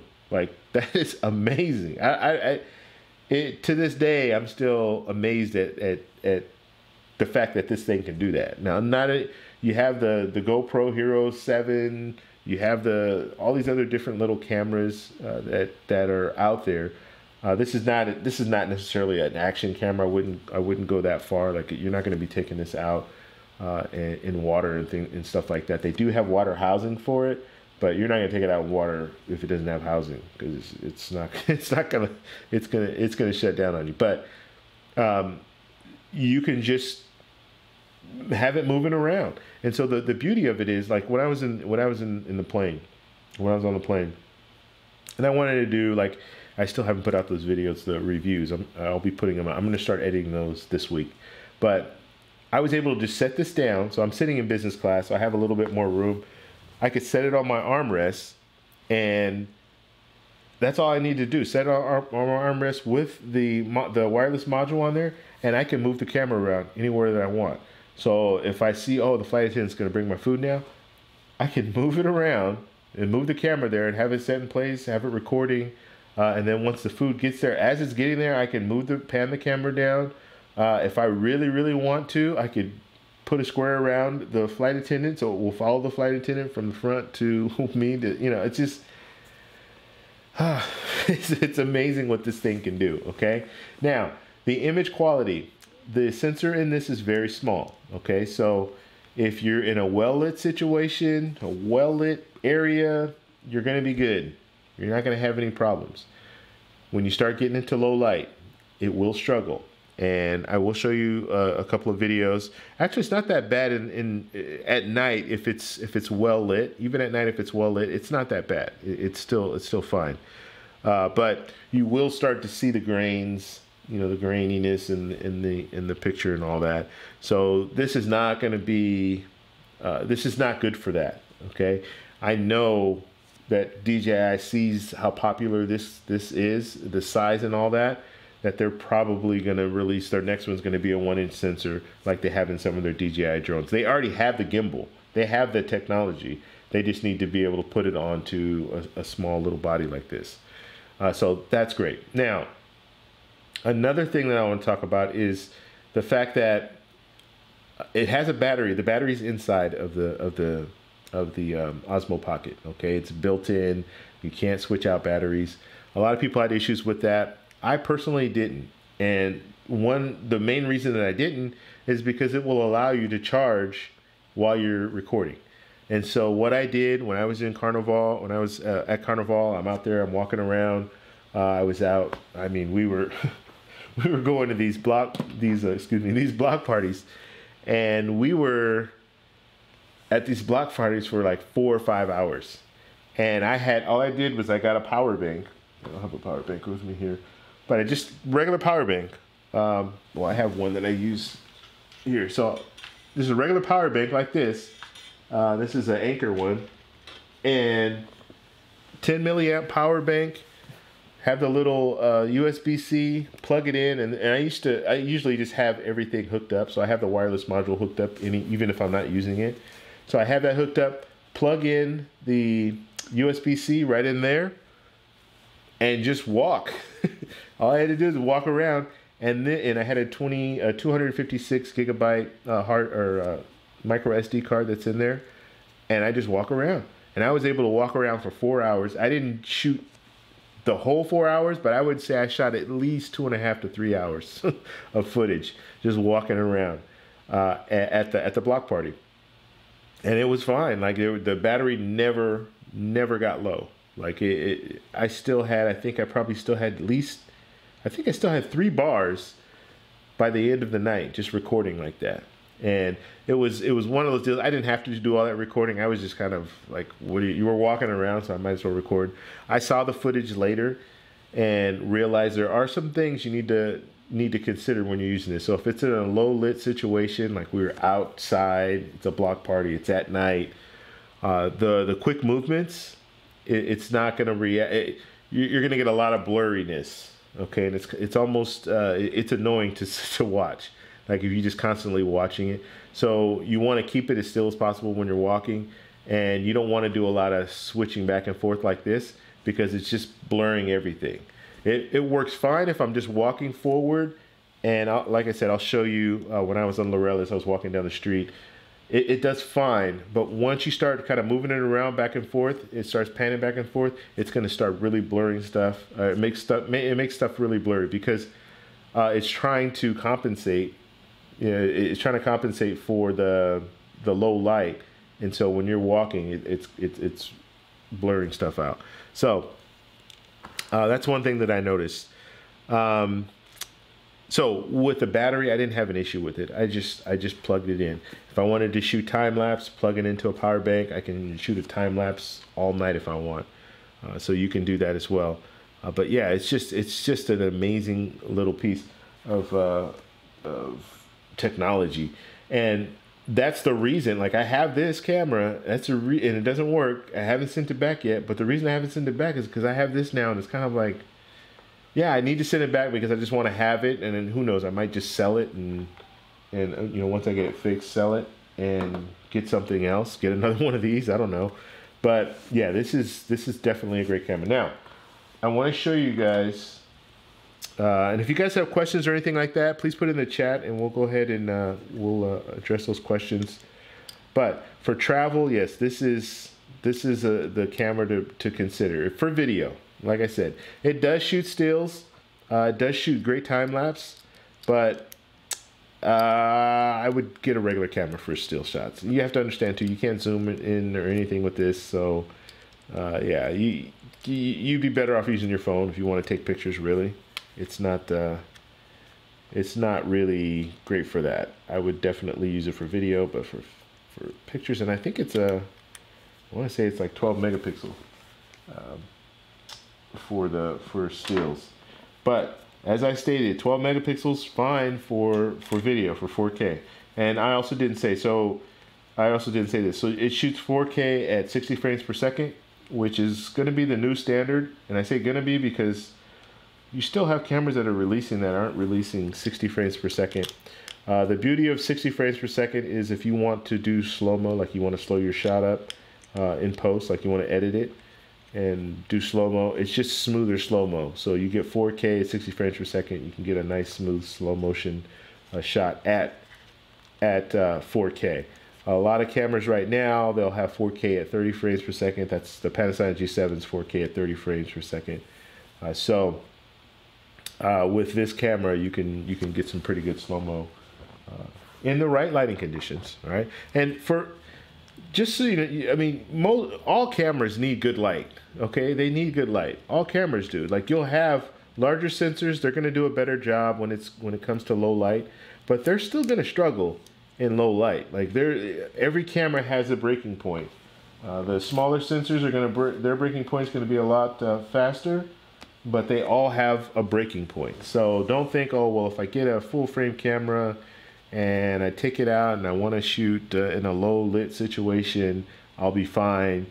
No, you're still going to struggle. And if there's very little light, you're really going to struggle. I don't care if you have the Sony a7R III, even if you have, I mean, the Sony a7S II, which is the only one out right now, does really good in low light, but it's still going to struggle at times. All right, so now I put everything on. This is how I carried it when I was traveling. This is the kind of my little setup, and I'll just show you guys here. So this is like this is on Amazon. So I picked it up on Amazon. This is not anything that Osmo made. This is just a third party, and it's just a little. It's for tripod, so I can hook this to a tripod. Hook this to the bottom of the tripod. So it's a 1/4-20 thread on there. And it's great if you want to shoot, like I said, time lapse and stuff like that. Or if I'm doing, like when I was at the restaurant, I would set it up on a tripod. So I'd have the tripod hanging here, just a small little tripod. And then now it's a little higher elevated on the table, so it doesn't look like I'm just looking down at the camera. So I would do that. And I put this on here too. I haven't used this, but my idea here is this is a 1/4-20, so I can hook things onto this. So let's say I want to hook a light onto it. I can do that if I want to hook. And I just picked up the little mic. I haven't even used this thing yet. So this is a little mic input. Okay. So you have two mics on this camera. You have a mic on the front here, right above the record button, and then you have a mic on the bottom here. But I cover that mic up when I put the wireless module on here. So now I only have one mic, right? Now, if you want, this is a USB-C connection, and then it has the mic input here. So I haven't used this yet, but I'm thinking I can just plug it in like that, which I can do that, and then I have my little mic here. I can plug that mic directly in just like that and have some pretty good audio. That's coming from the front. Now, coming from the back, I'm not gonna have that. So yeah, I don't even know. I will get this out and test it just to see how it works. but this is a good solution for the mic. The mic isn't bad on this camera. However, it's always better to have a dedicated mic that's hooked in, shotgun mic, stuff like that. That way you can really knock out some of the surrounding noise and focus on what you want to focus on. If that be you or whoever, you can focus a little bit better that way. So, like I said, I will try this out. I haven't tried it out yet, so I don't know how good it's going to work. So that's that. Then I have a scroll wheel here. So you have the scroll wheel, and the scroll wheel is good because it will allow you to do pans and tilts, but just a lot smoother. Like if I'm doing it with my hand, I'm still going to be moving just a little bit. So I'll be kind of moving back and forth a little bit, and you can see it. It's very smooth, but you can see a little bit of movement. You can tell that someone's holding it in their hand. But if you have this little scroll wheel here, the beauty of this is I can do nice, and you just see the head, the camera, the lens head. I can do a nice slow little pan there, up, down, side to side. So if I want to pan to the side, I can pan to the side, and I can have it in my hand, or I can even put it on the table and do the tilt back and forth. Now, I can still use a wireless module, and on the app, I'm able to do the same thing. I have a little joystick on there where I can move it back and forth, up and down. It's a little harder though, because you might be moving up and you think you're moving straight up, but you're moving up off to the side just a little bit, so it's kind of going up in an angle. So with this, it's going to go straight up, straight down, one side, other side. So that also works really well. Okay, and that's pretty much how I have it set up now. When I turn it off, and another thing too with this scroll, you have some other features. You have these buttons here, so you just click it once, it turns around on you, and things like that.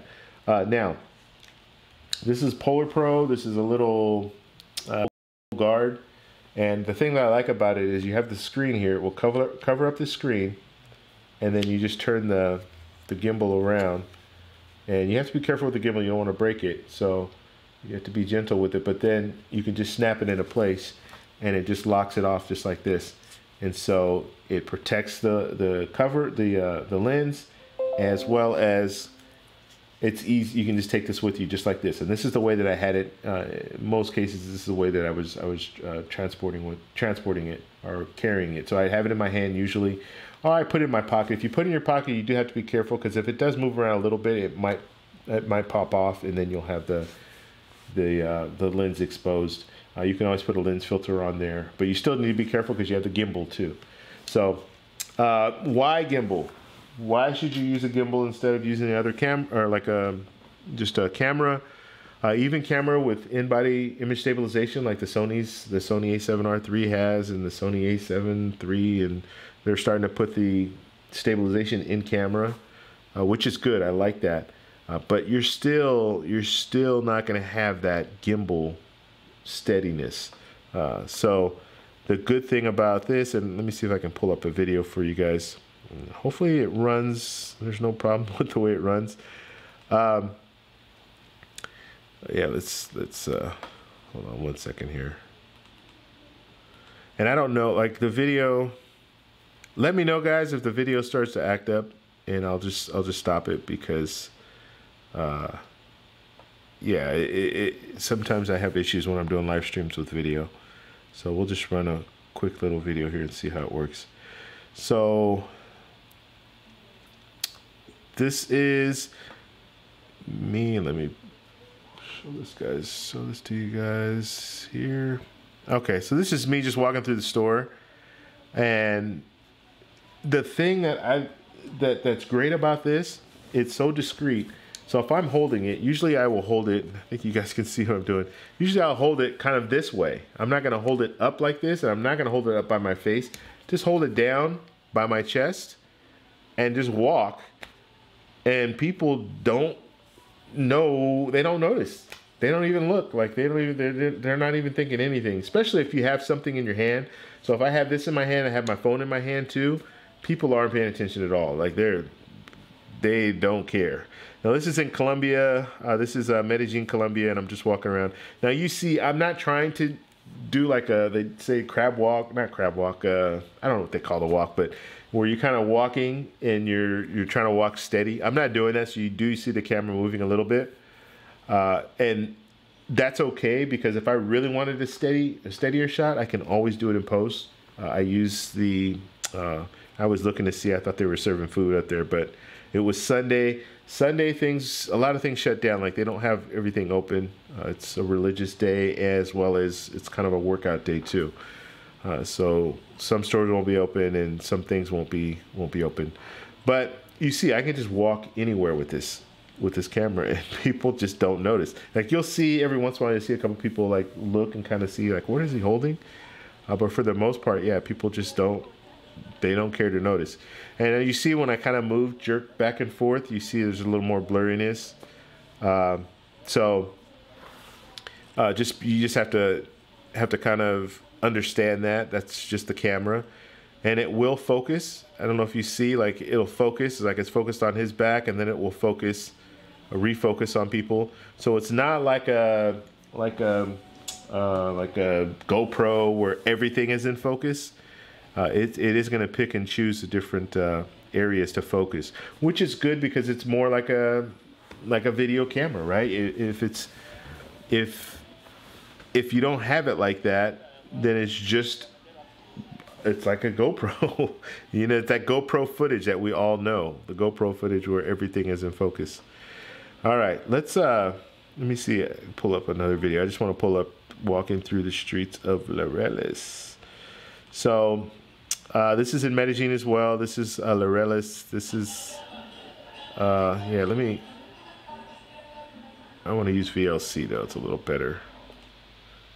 It works a little better. This is just walking through Laureles. I'm in La Setenta, or I was in La Setenta. And I see you guys are debating the travel cards on the chat. That's good though. Carry on. So I'm just walking through the city here, and this is La Setenta. La Setenta is like that's the main thoroughfare in Laureles. Laureles is an area of Medellin, so they have all the little nightclubs and bars and all that stuff right here. But you see, I can just walk. I don't have to worry about like keeping the camera steady. This is just normal walking. I'm not trying to do anything to compensate. But I'm walking through, they don't even notice. They look and it's just like, okay. So, this is on, I believe this is probably Saturday night. I think it's like Saturday night. So it's a popular night. Now, if you look in the corner, like up in the top here, it's still well lit. I mean, it's night, but for nighttime shot, it's pretty well lit, but you can still see kind of up in the top here. You can see some grain, but not much. I mean, it's actually pretty good considering, and I think the footage came out pretty good considering that it's a small sensor. But yeah, I mean, you just get this nice shot that you can use. You can use this footage show it to your family if you want to do YouTube videos, stuff like that. Yeah, you can easily use this. And the thing that I like the most about it is it's so discreet. Like, one of the things I don't like about cameras, bigger cameras, is the fact that everybody's all in your business when you pull out that camera. You pull the camera out, you start recording, and people are all like, what is he doing? What is he recording? And people will come up to you too, and that's one of the things. Like you're recording something, and people walk up to you and they're asking you questions like, "Hey, I'm recording something here." Yeah. So I just wanted to show you some of that, just the quality, and like you can see here, like I can see. I don't know how the camera's showing, but you can really see the grain in the night. And then you can do a lot of different things where you can pan and tilt and just move the camera up and down. It'll follow you. Like you can do a follow me mode where wherever my hand moves, that's where it's going to move. But it does a slow pan.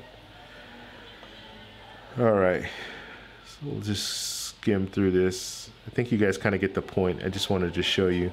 So you still will get, now you have a gimbal, you're still going to get that rockiness. Okay, it's not just going to be a steady shot. You'll still rock a little bit. And you can combat that by walking a little steadier. But for the most part, you're still going to get it. So this is the end of La Setenta. Actually, La Setenta goes on, but this is the metro station here. And so all the bars and stuff were back behind us. So I just walk onto the other side of the street and go back. But yeah, this area here, and if you guys are interested in Colombia, I guess we could talk about Colombia since we're looking at it. The Laureles area is a really nice area to stay in. And I don't know if you see right here, there's a bike lane right here. This is a bike lane. You'll see when I turn around. But it's a big bike community, so you don't have to have a car. You can ride your bike pretty much anywhere. You have all the restaurants, hotels, bars, they're all right here. So you can go to all these little bars and stuff like that. Also, it's very inexpensive. As far as if you want to stay in a hotel, they don't have the big name hotels there, so you're not going to find a Hilton or a Hyatt or anything like that. You're definitely not going to find a Hyatt because they don't even have one out there. But they do have like the smaller hotels, and then they also have the let me get these off here. I really need to, if you guys know how to close, like, just shut this down. When I got this computer, it started getting these notifications. I think I accepted it at one point. That was my fault. But yeah, it always just it always comes up. I don't like it. Anyway, yeah. So that's my whole thing. So Laureles is a nice area. It's more local crowd. You're not going to have a lot of the. You have tourists there, but you don't have a lot of tourists there. You have more tourists if you go into El Poblado and you stay there. All right, so we got the video ended there, and let's see what else. We'll just keep playing that video, or we'll continue with that video. Now it does stop every so often. I can't remember how many minutes it is or what. It's not even minutes. I think it's gigabytes. So it'll stop and then start up again. So if you're editing, you're gonna have to put everything together. So that's a little annoying. One thing I love about I have the Sony a7R III. All right, so I'm talking now. We don't need to hear that. I will be putting this video out so you guys can see that. But yeah, so it does stop and start. Where I have the Sony X3000. That's a little action camera, the little white ones. It's their latest release. Those are excellent cameras. Ooh, those are good cameras. I use that for my other channel when I do cycling. I have it on my bike. And while you guys watch this, I'm gonna grab that one real quick just to show you what that looks like.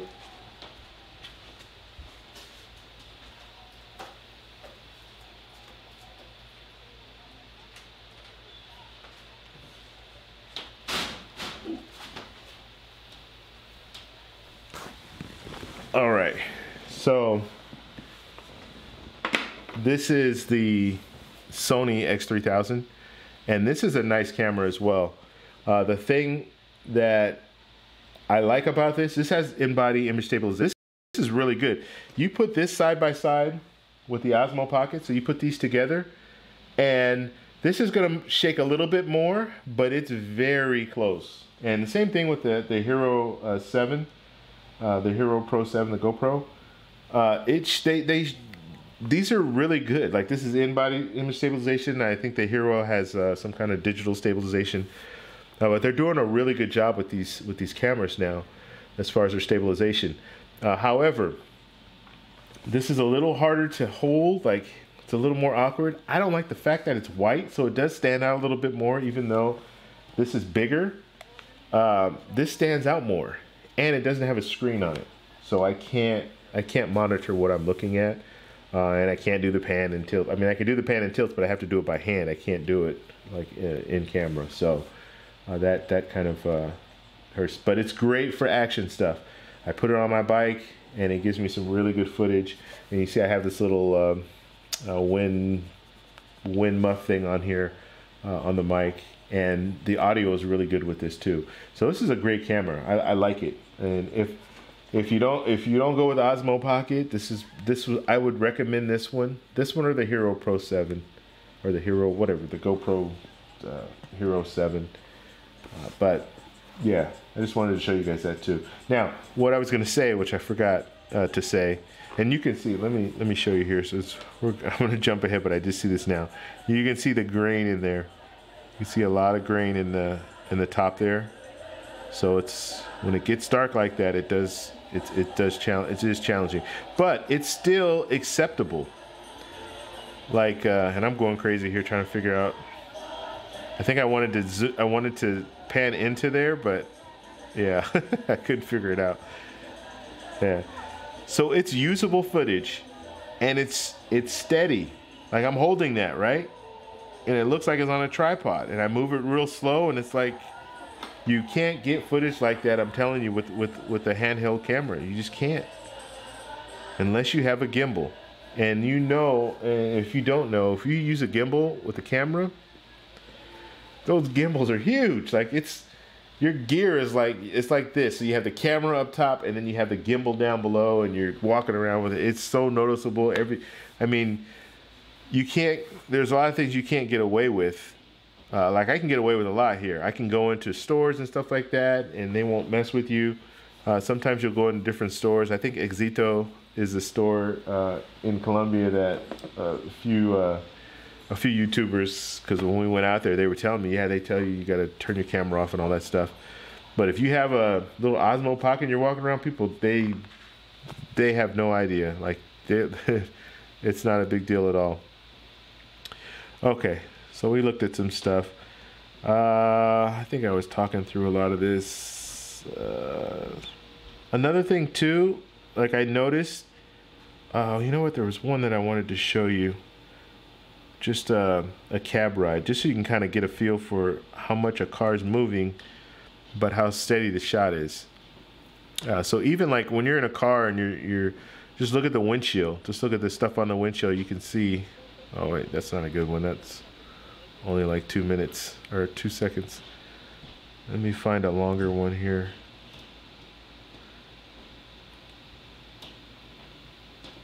Yeah, it's 1 gig. Okay, so this will be more.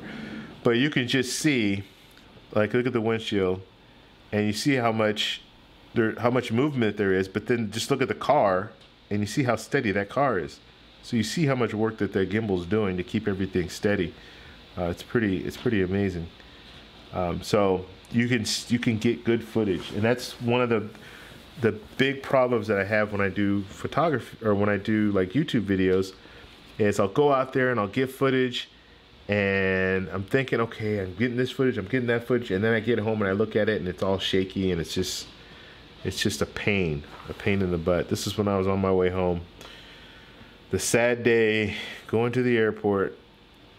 Yeah, but you see how like the car's moving, bouncing on the bumps, and you don't see any movement out of the cars in front of you. Like, it's staying steady. The only thing you see moving is the car that I'm in. So yeah, it's really good.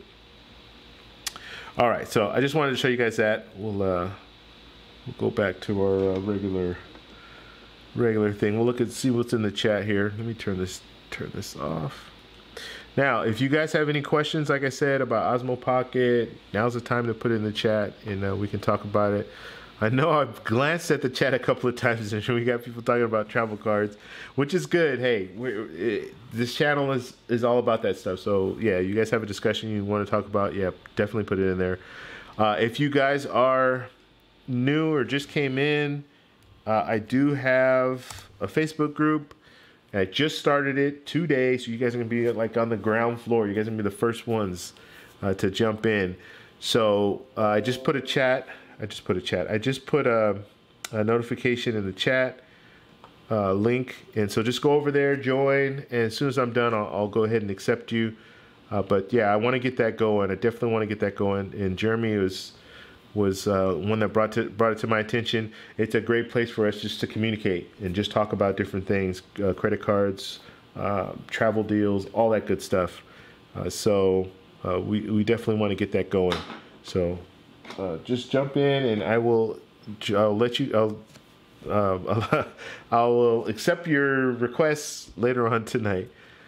Okay, so let's see. I gotta go all the way back here because I don't know where we left off here. Okay. Oh wow, there's a lot that I missed here.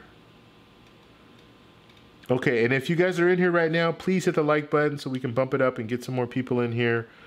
We have a pretty good audience right now, but I would love to have some more people in here. So how it works is you hit the like button, you subscribe to my channel. If you guys are new here and you haven't subscribed to my channel, please do so. It will let YouTube know that, hey, there's something interesting going on, and then they'll promote it a little bit more right now, and it'll allow more people to see what's going on and jump in. Okay, I'm still trying to find out where I left off. Okay, so we have that. Let's talk churning, manufacturing, spinning in the group. Yeah, and that's another thing. So, and David raises that point. So we can talk about a variety of different things. And because it's a group, like a closed group, there's one thing like, and I don't do certain things anyway, but like churning is one of those things where do you really want to put that all out there? Not that they're going to be able to tie you to it. I don't know. It's just in a group setting, it might be a little better to discuss it there as opposed to just putting it on live. Like, yeah, this is what I do and this is what I do. Just because you never know. You might have a credit card company watching and they might get ideas and think, okay, well, this is how we're going to combat against that. They're using gift cards. We're going to do this. We're going to do that. I mean, they know that people do that anyway, but you might give them some information that you might not want to give a credit card company, if you know what I mean. But I personally, I'm not in that whole churning game, so I like to get the cards for long term. That's the way I do it. I don't like to get a bunch of different cards and all that good stuff. Okay, that guy whom I see is shifting instead of dying completely. Bigger cameras and lenses. Okay, I think we talked about some of this stuff here. Good points, that guy. Yeah, so and then that guy's just talking about getting stuff in camera, which is great, but yeah, I edit all my images, and most professional photographers do, so you can't always get it all in camera. But the more that you get in camera, the easier your edits go, and you'll learn that. And I've been in that situation where you get the perfect shot and it's underexposed, way underexposed, and now you got to do some real work. Bring that exposure up. You bring that exposure up. You bring the noise up.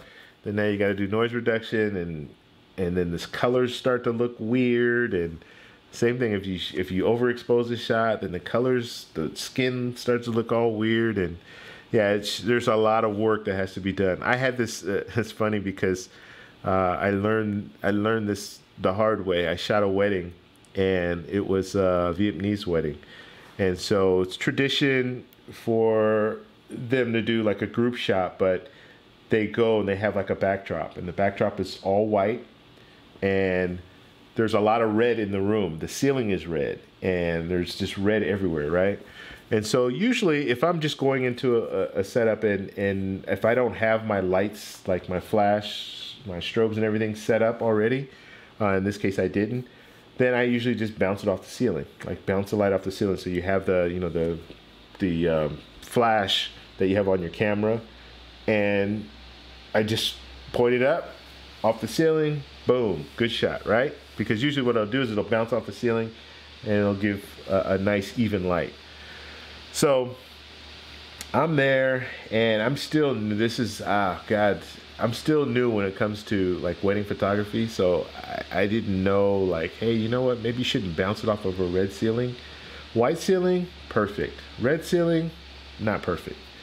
And so I got down there, I was there, and I started taking pictures. I'm bouncing it off the ceiling. I'm not really looking at my pictures, and like I said, I was using a Canon at the time, so when you take a picture, unless you look at the picture, you're not going to know exactly what the exposure and everything looks like. You can kind of gauge it because you have a meter that you can look at, and you can see, okay, the meter is on 0, so that means that it should be at the correct exposure. That doesn't always mean that, so you still want to kind of look at the pictures. So I took a couple pictures, looked at them. Okay, yeah, it looks okay. And then I just took all the pictures. So all the group shots, white background, everyone's coming through, taking pictures with the bride and the groom. I got home, I pulled those pictures up, and everybody was red. And I had to fix that. So it took me so much time just going through every image because they all have a red tint, right? Because it's the light's bouncing off the ceiling is red, it's coming back down, and they're now all red. Okay, so they're not real red, but you can see that that's not their normal, like the natural color. And so here I am going through, and we shot everyone that came to the, like, it's the tradition is everyone that comes to the wedding, they all line up and they get a picture with the bride and the groom. And so there were a lot of pictures, and I had to go through every picture and color correct for the skin of every person, and like different skin tones, all that good stuff. It was a nightmare. And I couldn't just change the white balance, because I changed the white balance. Now the background, that white background doesn't look white anymore. So I was going in there, some Photoshop, some Lightroom, just getting in there and changing. Like in some situations I had to do individual, just go there and just use a brush tool and kind of go over it and change the colors of the skin tone, because that's what I was really worried about, like the skin tone. You don't want to show people these pictures and they're all red, and it's like, I don't look like that. What is that? So yeah, lesson learned. But yeah, you want to try to get it as close. You want to get most of it in camera if you can. And then when you start editing, then it just makes things a lot easier. All right, let's see. I see that it's sitting instead of dying. Complete bigger. Okay, let's see that guy. Yeah, David's cell phones are still good. David, you get the Apple credit card. That guy. Okay. Never know, but it's very enticing. What about you? Yes, they're talking about the Apple credit card. All right, so we will talk about that stuff on Saturday, but I just want to kind of run through and see if there's anything else camera related. Let's see. Did you say Jeremy? My company. Okay.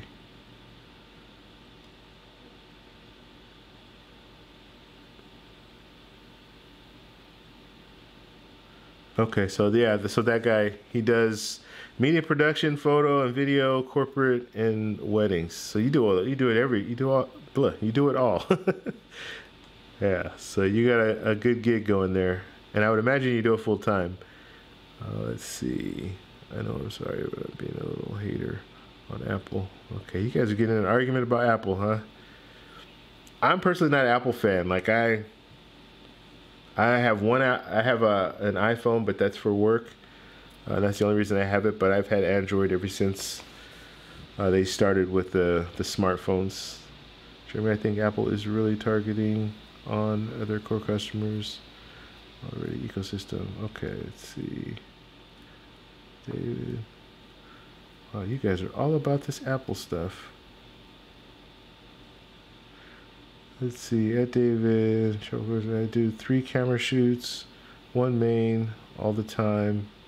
It is hard, but I love it. I did 40 plus on my own. It's great money. Okay. That guy, do you go to any of the conventions? Like PPA or WPPI? Let's see, Jeremy James is Apple. Okay, so we're talking about this. Jeremy City Double Cash. All right. Let's move through here. This is gonna be great when we start the Facebook group, because you guys can put all this information in there about the credit cards and stuff like that, and it'll be there for people to see later on, which is good, as opposed to like chats. You have to watch the whole video in order to see the different chats and everything. So yeah, that was a real good idea, Jeremy. Let's see, just hanging out with the peeps. Mitten Dad, what's going on? Let's see. And I'm just moving through all this stuff here. just to make sure. If you guys are in here right now, please hit the like button while we have a little bit of time, so we can get some more people involved in the discussion. What's going on, David? Foreign transaction fees. Okay, I thought that was David Ford. Okay, never mind. Thought that was somebody else. Cool, dude. What's up? Can you wear the camera like a body cam? I did see they did have a like a running rig, but you can. There's another attachment. I think it's Polar Pro that has another little attachment where you can hook it. Like, let's say you have a backpack on, you can hook it onto one of the straps, so you can do that, as well as I have, and I didn't use it when I was in Colombia, but I do have God, what are those things called? Peak Design. It's like a little clip, and it will allow you to put, like, it's designed for like an action camera, but in this case with the quarter 20, with this little tripod mount I have here, I can just slip it in there like that. So I didn't use it when I was there. I didn't have a need to. Actually, it would have been a good. I could have used it, but I just didn't. Well, at the carnival, I could have used it. It probably would have worked well. But they do have like a running rig. Let me see if I can find that.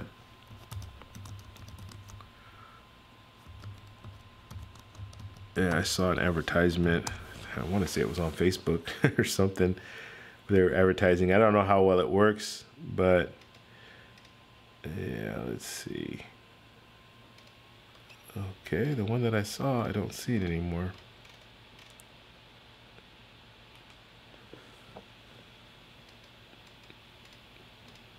Yeah, I don't see that one. There was an advertisement on Facebook. I was looking at it thinking, oh, okay, well, I don't run, but maybe I should just get it anyway. Yeah, I don't see it. I don't see it now. When I do see it, I'll put it in the Facebook group. So join the Facebook group, and I'll put it in there because that's where I saw it. I saw it on Facebook. I'll just share it on Facebook group. But they do have different little apparatuses or different things different attachments you can use. One thing that I didn't like about this Osmo Pocket is they released it, but then all the attachments they didn't release with it, so you had to wait to get these different attachments, which is kind of a pain in the butt because you have the audio, the input, so you can hook your mic, your external mic in there, but they didn't launch that until I just got this. Actually just picked it up today, but I just ordered it last week because they didn't release it for a long time. So I would have loved to have had this for the trip because I can get better audio. But yeah, the wireless module, same thing. They didn't release it right away. This thing here, they didn't release right away. The little scroll wheel. Matter of fact, I bought the scroll wheel, this, and what was the other thing? There's one other thing. Obviously, it's not something that I value because I can't even remember what it was. Yeah, there's 3 things that came together, and these are the 2 that I use: the scroll wheel and this. I also didn't talk about this, but I have a little lanyard that I have hooked onto that. So the lanyard's hooked onto this Polar Pro thing here, and it's great because, especially if you want to hold this outside of a car or something, if you're driving, or not if you're driving, I shouldn't say that. If you're sitting in the passenger seat and you're traveling and you want to hold this outside of the car, it's probably a good idea to have it around your wrist. That way you don't drop it, or you don't have someone ride by on a motorcycle and just snatch it from you and take off, because that's an easy target if you're holding that outside of your window. But I get it. You want to get that shot. You don't want the windshield in the shot, so you hang it outside the window, and it's perfect, right? Yeah, it's perfect until someone takes it from you. So yeah, just having this little lanyard is perfect because it will stay in your hand. So if someone tries to grab it, it's not going to go anywhere. All right, let's see. Hey, cool dude. Yeah, you have adapters and harnesses available, third party. Yeah, like I said, I will put that harness that I saw on the Facebook group. Okay, cool, dude. That's cool. Thanks, man. Let's just agree, Jeremy. They are both good. Okay, you guys are getting on a huge debate about these credit cards. I bought the DJI Mavic Pro. I have one of those too. I like it. It is for about used it for about a month and got bored with it, unfortunately. That's Jeremy saying that. And yeah, you know what? I have that Mavic Pro, and I use it only when I travel. And get this, I took it to Colombia and I didn't use it. I was there for 9 days, and I didn't use the drone at all. And there were a couple of reasons. So I was at Carnival for 4 days, and I wanted to take pictures, and I wanted to do video on the ground. That was my main focus. And so every day that I went to Carnival, you're doing a lot of walking, and it's very hot. And so I'm thinking, okay, I want to be a minimalist here. I want to bring what I need and not bring just stuff that I might use but might not use. So the first day I went out there, I didn't bring it. Didn't bring it with me, just left it in the hotel room. Second day I went out there, didn't bring it. And I was thinking, okay, you know what? I'll come back. The third day I'll come back and I'll just get some aerial footage. I don't even need to go to the parade. And so that third day came by, and that was a rough day because the night before we stayed out all night. So I didn't make it back to the carnival. But I made it. Then we went out the next night, and then the last day of Carnival, it was kind of the same thing. We went out, we stayed out late, and so I didn't do the last day of Carnival, but I wanted to go to the beach. So I was set, I'll go to the beach, I'll take the drone with me to go to the beach. And so I walked outside, and it was just way too windy. And if you guys don't know, if you have a drone, and especially the Mavic Pro, it's a small drone, if it's windy, you don't want to put it up there because you might lose it. So I didn't even take it. So I had it with me. I went back up into the hotel, dropped it off, and then went out to the beach without it. So I didn't use it. And so then when I got to Medellin, Medellin was more of just kind of I was just relaxing, and I could have put it up, but I just didn't. Like, I don't know. I totally agree with you, Jeremy. Like, you get it and you're all excited and you put it out, you fly it around. It's like, wow, this is amazing. And then after a while, it kind of rubs off where it's like, just like, oh, okay. I mean, it's great. It's a great footage. I could use it if I want to put out a video. I can use the footage because it's good, but it's not like a must-have footage. That's the way I look at it now. And then there's also things you need to think about. It's like, especially when I'm in another country, I want to make sure that I'm abiding by their rules and regulations. Colombia is pretty similar to the U.S., but like, people, I don't know. I didn't see too many drones out in Medellin when I was out there, but there were, like, even when we were at Carnival, I wouldn't have, like, you're not supposed to fly over people anyway, but I wouldn't have flown anywhere close to the parade route. I would have been off in a distance just so you could see the crowd, and then kind of panned or flew around. But I wasn't going to try to get an epic shot of, like, the parade route. For one, you have police everywhere, and you had actual police helicopters flying all over the place. And so that was another thing that you got to watch that, because helicopters. And I went through the whole process. Like, I have my Part 107 license, pilot license, all that good stuff. So I went through all that.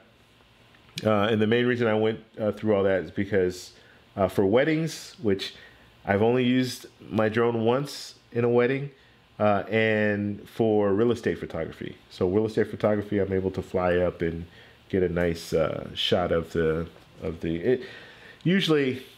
Usually I only use it when it's like a real large property that's not right next to another property, but it's always a good angle to get, and people are interested in seeing, like, it from the sky, or maybe the like bird's eye view where you can see straight down and see everything there.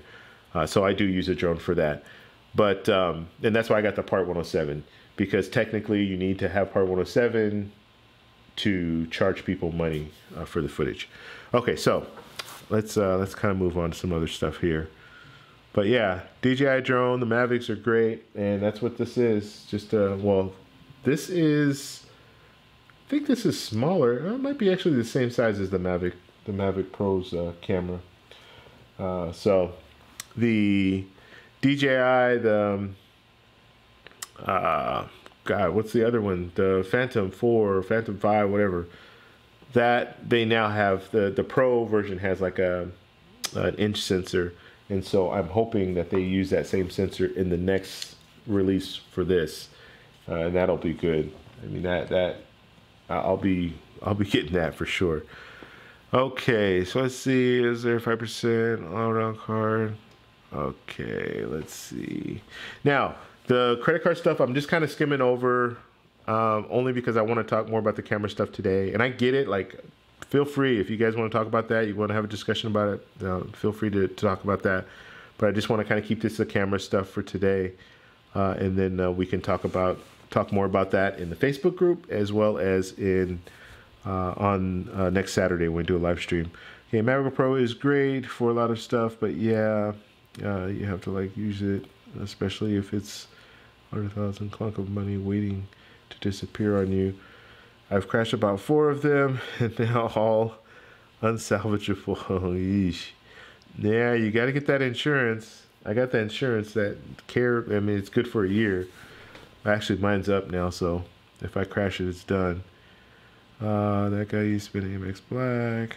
Okay, I regret buying my DJI. Yeah, I don't regret buying it. Jeremy's saying he regrets buying it. I don't regret buying it because I can still get some good shots with it. Like, it's always there. And I won't upgrade at this point. Like, I'm not going to get anything else unless I get more serious as far as like business, like doing real estate stuff, if I'm getting more serious. Because the reality is the Mavic Pro, I would like a better camera. So if I'm shooting more real estate, like I just started shooting real estate a few months ago. So if I start getting to a point where I'm starting to shoot more and more gigs, then I might get a different drone, but not use it for travel. Just use it for that. Okay. Let's see. Platinum concert years. Okay. Yeah, Amex Gold. Okay. So I'm just skimming through all these comments here. Let's see. Well, we're going to have a pretty lively Facebook group. I know that. If you guys all join, because you guys love to talk about travel credit cards, which is great. So yeah, we'll have a lot of interaction, and you guys have a lot of knowledge when it comes to that. And like I said, like I know what I use, and I can tell you, I can give you my experience, my stories, but I'm not an expert by any means when it comes to credit cards. I just happened to figure it out when I started traveling and thinking, I'm spending way too much money. How do these people do this? And then I started looking into, well, why don't I look at these travel credit cards? And I got a couple of travel credit cards, and it was history. I started traveling, and it's like, wow, this is not hard. All you need to do is get a travel credit card and change the way that you change your spending habit, not my spending habits, change the way that what I use to purchase things. Instead of my debit card, I'm using a credit card now, and I'm paying it off every 2 weeks. Yeah, and I'm able to go wherever I want to go, whenever I want to go, and at a moment's notice. I don't have to. That's one of the great things about points. And I know I don't want to make this all about points, but you guys are talking so much about it, I want to put it out there. The great thing about points is you can do last minute stuff. Like you can, if it's available, if they have an award seat available and you have the points, you can jump in there and go. And the whole money thing is not like before. When I'm planning a trip, I'm thinking, oh, I have to save money. I can't buy this. I can't buy that because I need to have money to purchase the ticket. But now I just spend the way I normally spend, and I'm using it. I'm putting it on my credit card, and I'm getting points. And so when it comes time to book that flight, I can book that flight. Not only can I book the flight using points, but I'm still saving a lot of money because I'm paying the taxes and the fees. That's all I'm paying. And it's like $200, where if $200 for the taxes and fees plus the points that I'm using. But in like for Thailand, for example, Thailand, that ticket's like $1,300. So I would have to save some money, $1,300 in order to book that flight for an economy seat when I flew business class, which was like $3,000. Yeah. All right. And then it allows you to save that money, that $1,300, and you can spend it on camera gear. Jeremy James, Osmo makes a great spy camera. Laugh out loud. It is pretty stealthy. It is. I mean, I'm amazed at how many people just don't pay attention. Like, they don't know. Like, they're totally oblivious when you're walking by them, or when you're interacting with them, you're talking with them and stuff like that, and you have the camera. A lot of people, they don't even realize it. When I was out at the block parties, a lot of people saw it at the block party only because I'm walking through a crowd. So if I'm walking through a crowd, I can't have it down by my chest. I have to have it up, because if I have it down by my chest, it's just getting the back of the person in front of me. So I held it up. So I held it up by my face. So more people saw it then, because obviously they're looking at me and they're looking at that and they're like, "What the heck is that?" But that's what the response was. Like, "What is that? What is that?" And I had people come up to me, like, all night. The times I was there, and I used it. The first block party that I went to, I had it like on all the time. And then after that, I realized, I don't need to have it on all the time. Maybe turn it on every once in a while, just do a little pan shot or something. But the first night, I just, for whatever reason, I was like, I don't want to miss anything. I don't know. But so I'm walking around with it up by my face, and so I had people coming up to me, and in Colombia, I didn't see anyone with an Osmo Pocket other than the group that I was in. So it was 8 of us, and I had one. I think there was only 2 of us that had one, actually, but we were the only ones. I didn't see anyone else with an Osmo Pocket. I saw a few people with like GoPros, but that was it.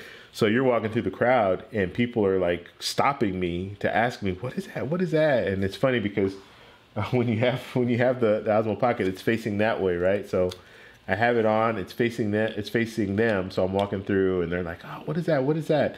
And so then what I always do, the funny thing is the expression, but I turn it around, and so like I'll have them around like where I am, so I'm like, "Oh no, it's a camera, look, it's a camera, it's a camera," and then I flip it around on them, and so then they see themselves, and they're like, "Ah, what?" Because they see themselves on a little screen. So yeah, there were a lot of people that were interested, like, "Wow, what is that? What is that?" And everyone's asking me how much it costs. And it's a little hard when you're in Colombia, it's a little hard because you're thinking, okay, well, I can tell them U.S., but they're not going to understand. Like, most people aren't going to understand U.S. And so I'm trying to think of, okay, how do I say because it's like $350, right? For them, it's like 1 million something pesos. So I'm trying to explain it to them, but that's a lot of money. Like, in the U.S., we think, oh yeah, $300, $350 is not that much. That's a lot of money. You have to think the average, like the minimum wage for a worker in Colombia is between 27,000 or 27 mil or 27,000 pesos and 30,000 pesos. That's kind of the minimum wage per day, and that is like $10, $9 to $10 a day. So when you look at that and you think, and that's U.S., so $9, $10 U.S. a day. So you think of that and you're telling them, oh yeah, it's $350, and you think, that's like, for a person who makes minimum wage, that's a month's salary. So yeah, that's a lot of money. A lot of money. Okay, so let's see here. Yeah, so it definitely makes a good spy camera. Not that I'm trying to be like a spy or anything, but it is nice to be able just to kind of walk around and still get footage, because especially when you do videos, like YouTube videos, you want to get that filler, right? You want the B-roll. So you want to be able to get stuff that kind of explains what you're doing. Oh, I went to the grocery store. Well, get some footage of the grocery store, inside the grocery store. and you run into problems. Like we went to Costa Rica, and my buddy had a GoPro, but he had a GoPro on a gimbal. Like so, you have the little GoPro, and then you have the gimbal, but the gimbal's big, so it's like this. So he's walking around with that thing.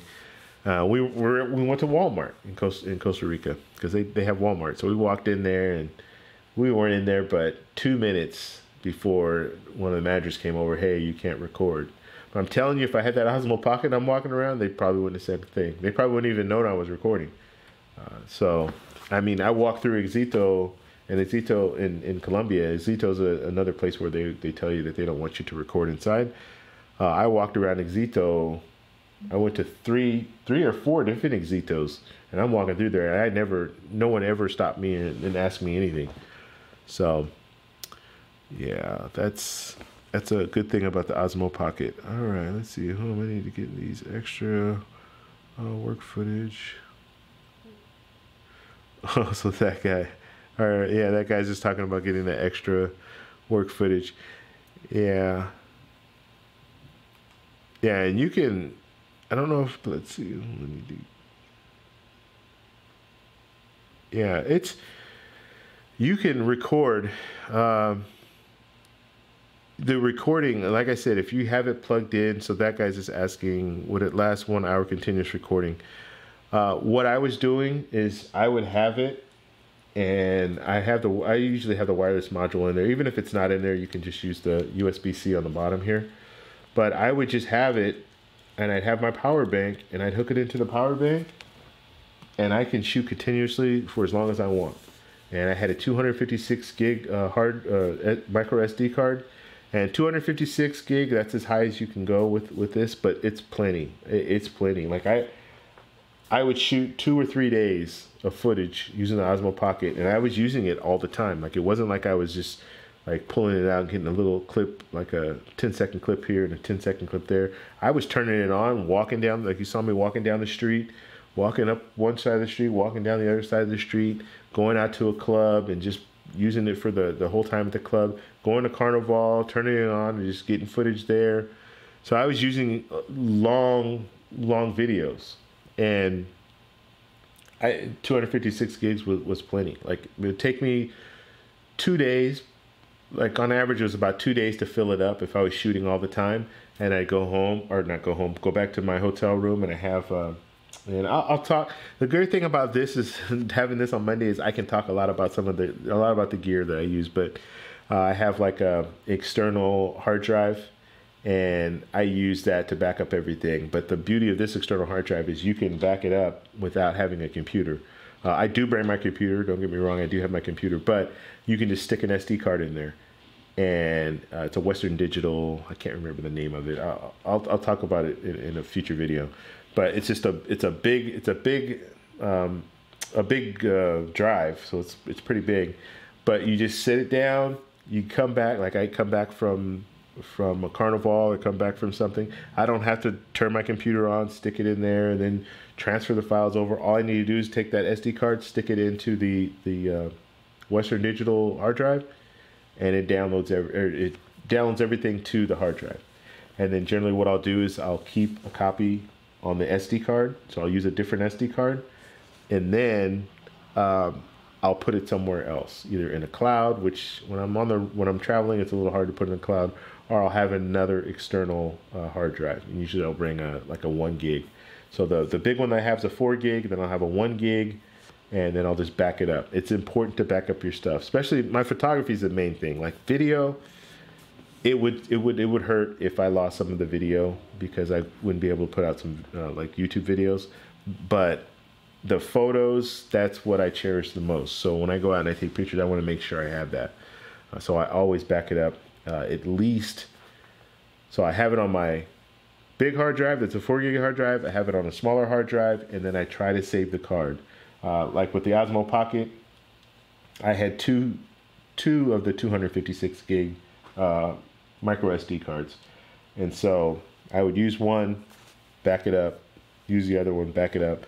But I try to keep as much as I can when I leave. I still try to not erase things. So if I do, like with the Osmo Pocket, I had to erase one of the cards, but I made sure I had it in 2 other places. That way I wouldn't lose any footage. The reason I'm so anal about this is because when I went to Costa Rica, I lost a lot of footage. I had a hard drive go foul on me, and that's all I had, everything on there. And so luckily I still had some cards that had stuff on there, so I still had some footage. But a lot of my photos were gone. They were gone. So that won't happen again. Let's see. Jeremy's asking, is Colombia honestly a safe place? Yes, it is. It's a very safe place. Safer than a lot of U.S. cities, believe it or not. Let's see. What city in Colombia is that? Okay, so Jeremy's asking two questions. So yeah, it's safe. It really is. You're gonna have crime there, just like you have crime everywhere else. But there's no it's a very safe city, and it's a very safe city for tourists too, and for Americans. I've never had any issues out there, and I was talking about this last night. There's no you don't see a lot of stuff going on. Like when I'm out here, I see stuff going on. Like I see shady stuff going on. Whereas in Colombia, you don't see all that stuff. You don't see a lot of crime. You just don't. I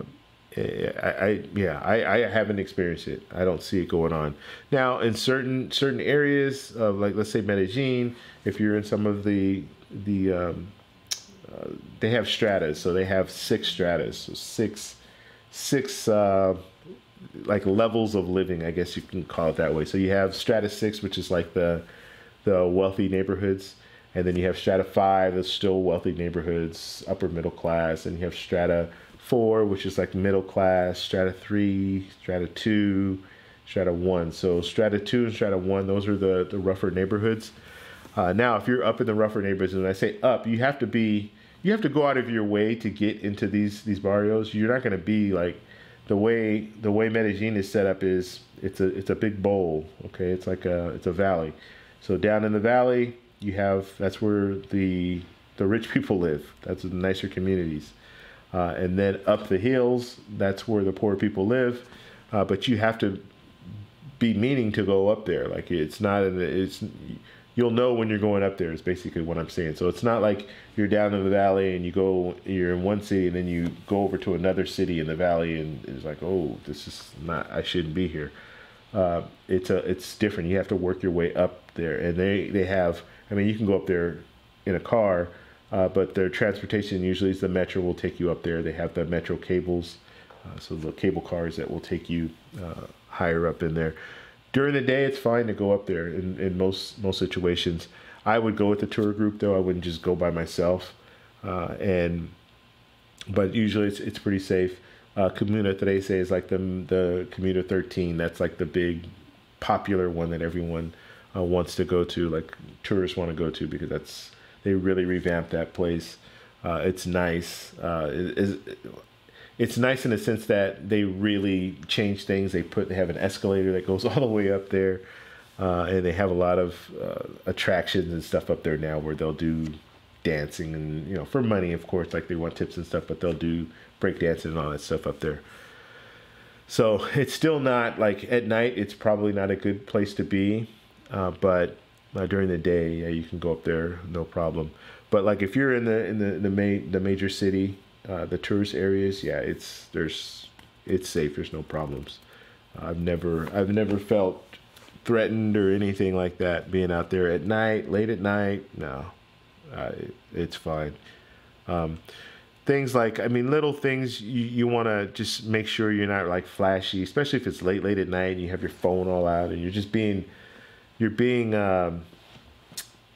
what's the word I'm looking for? You want to protect your stuff, like just like you would in the U.S. Like if I'm out and I'm walking, it's late at night, I want to protect my stuff. I want to make sure like I'm not being seen as a target. So you want to follow those same rules. Now, one good thing about Colombia late at night, and this is crazy, especially in the big cities, like the big tourist areas, people are out. Like people don't sleep. They're out late at night, just walking around and doing things. So usually you're not out on a street by yourself. Usually there's a lot of people around. You have food vendor, like the street vendors, they're out, and so usually there's a lot going on because people go to clubs and they stay there until 2 or 3 in the morning, and then after their club, then they go to the to get street food or to go to the little restaurants and stuff. And a lot of the restaurants are still open.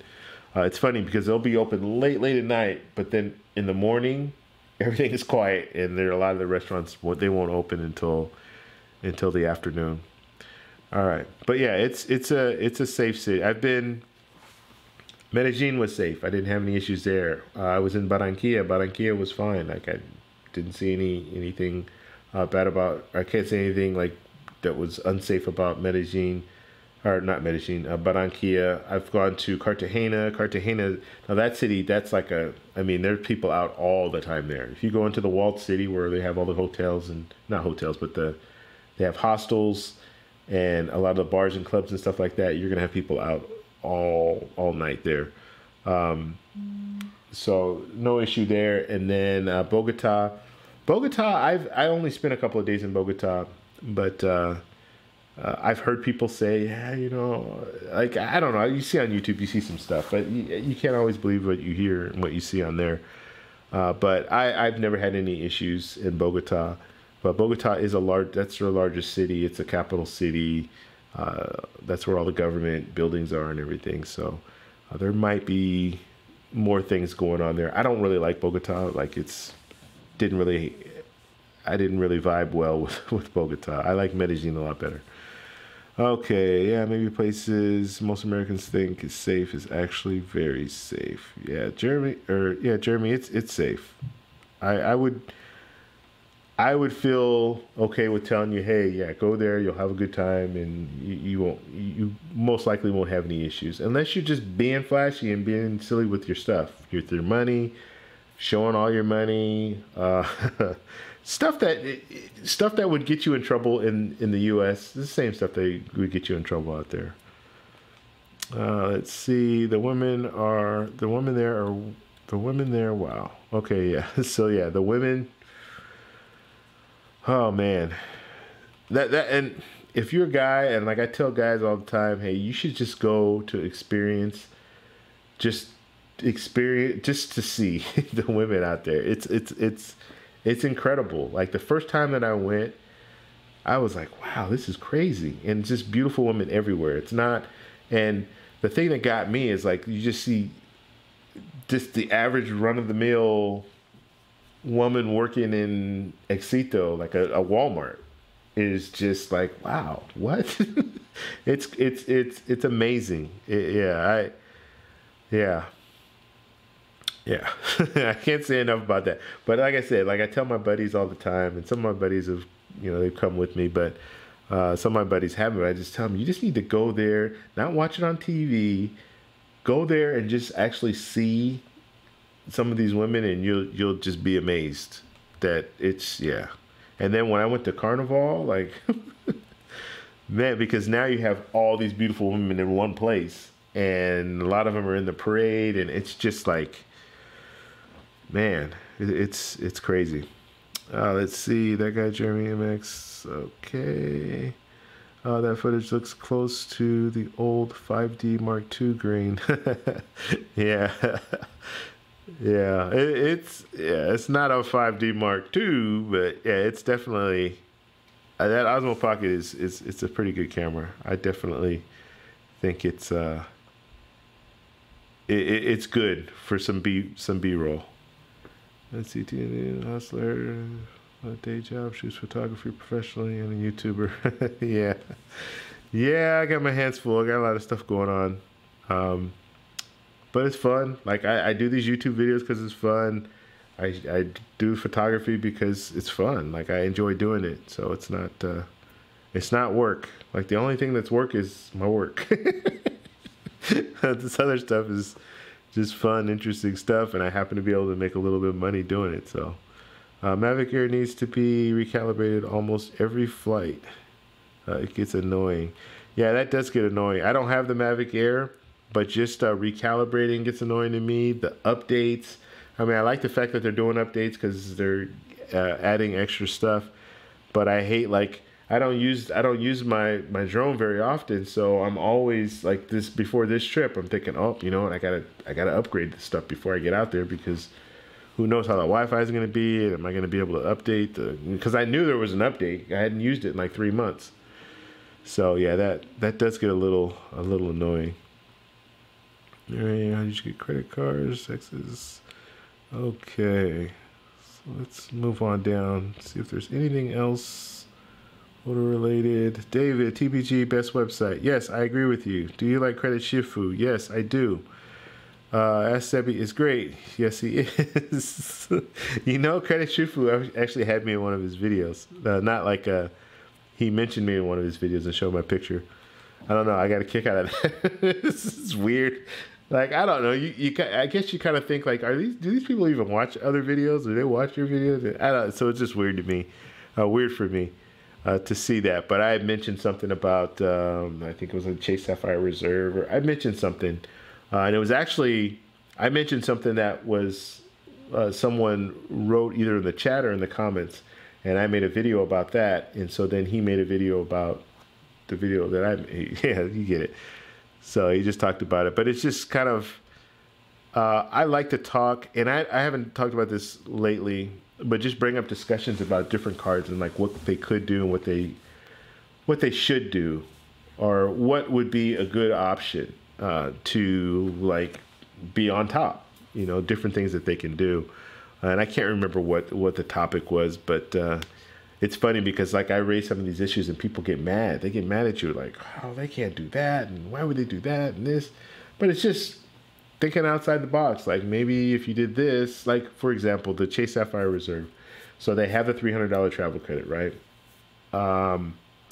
What if they either had a version that, like, let's say instead of, because right now you have the Amex Gold, right?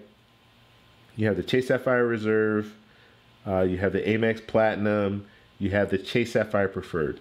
Okay, if you have the Chase Sapphire Reserve, there's no reason to get the Chase Sapphire Preferred, or like you can't now, like you can't even get it.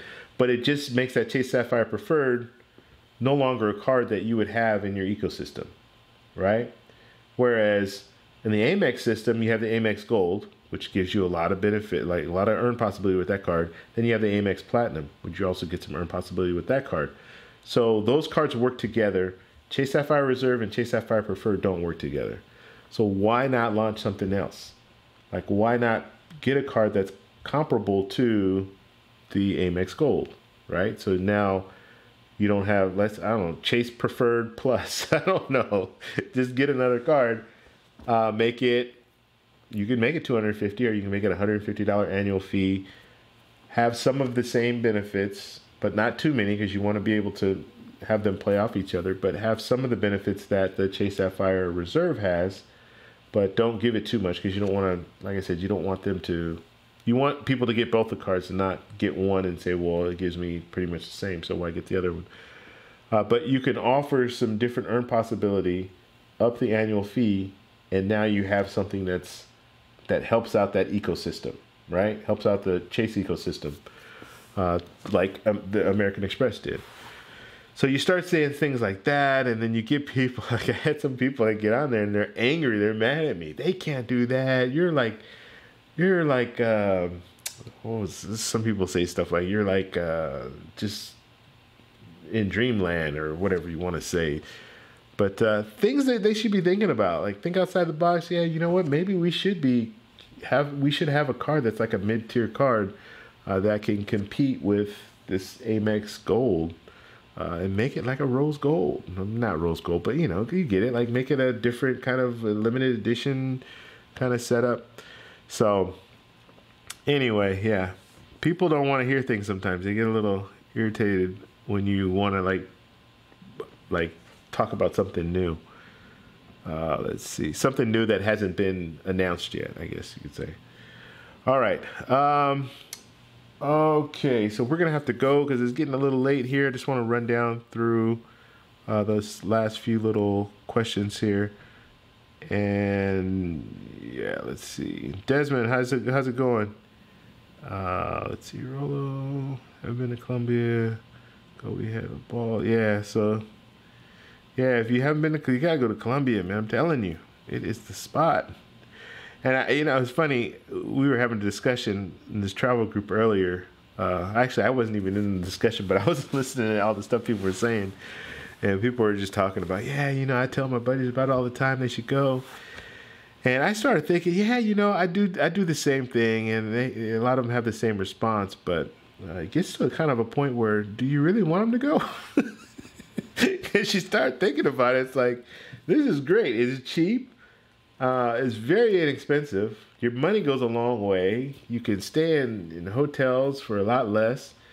Now, if I start getting all my friends to go, and they get their friends to go, and they get their friends to go, the more people that start getting out there, then the prices are going to go up on everything. So, yeah, that's that's something I was thinking about. I was like, yeah, you know what? I'll tell people about it if they ask me, but I don't know if I want to. I don't know if I want to just put it all out there and have everybody going down there.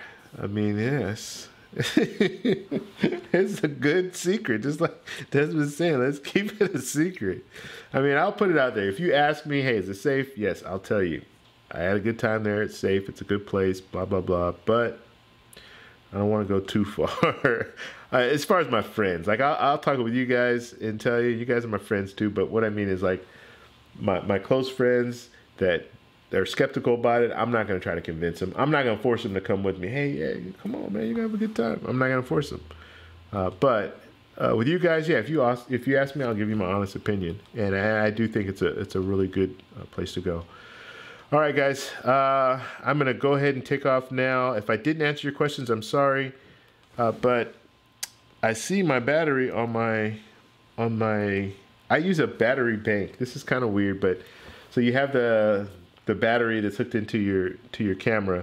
I use a battery bank, like a power bank, and for whatever reason, plugging it into the wall, I was getting some noise issues and stuff, so I'm using this power bank.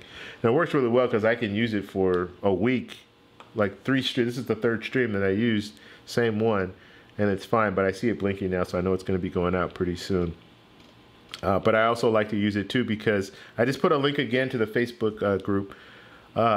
I like to do that again. I like to use that because if I'm on the move, if I'm traveling and stuff like that, it's perfect because I don't have to worry about plugs and all that kind of stuff. I can situate it wherever I want to situate it in the apartment or in the hotel and not have to worry about it. All right, guys. So I'm going to take off. Thank you guys all for stopping by. I appreciate it. The first photography, the Travel Explorer Click Photography Edition. This is the first one we did. So we will be doing, let me just go over the schedule real quick. Hopefully this doesn't run out. But on Saturday, we're going to do the travel credit cards. We'll talk all about that stuff. And then on Sunday, we're going to talk about the exploration. So we'll talk about the hotels and the different destinations. We're all going to, this is a hangout, so we're all going to participate in that kind of stuff. And you guys are good about that anyways. You guys always want to participate, which is good. And then on Monday, we're going to talk about photography, so camera gear. Travel related though, so everything's going to be travel related. We'll also talk about some travel tech, so different technology that's travel related as well. So that's what we're going to do. That's the plan. So if you guys have any questions, comments, please post in the comments. If you have any ideas, please let me know. Just like Jeremy did, the whole Facebook group, we're doing that, right? So I just put put it out again. Just go ahead and join the group. I'm going to get in right now and see who's there and accept your request. So we're going to go for now. Thank you guys for stopping by. And until next week, talk to you later. Bye.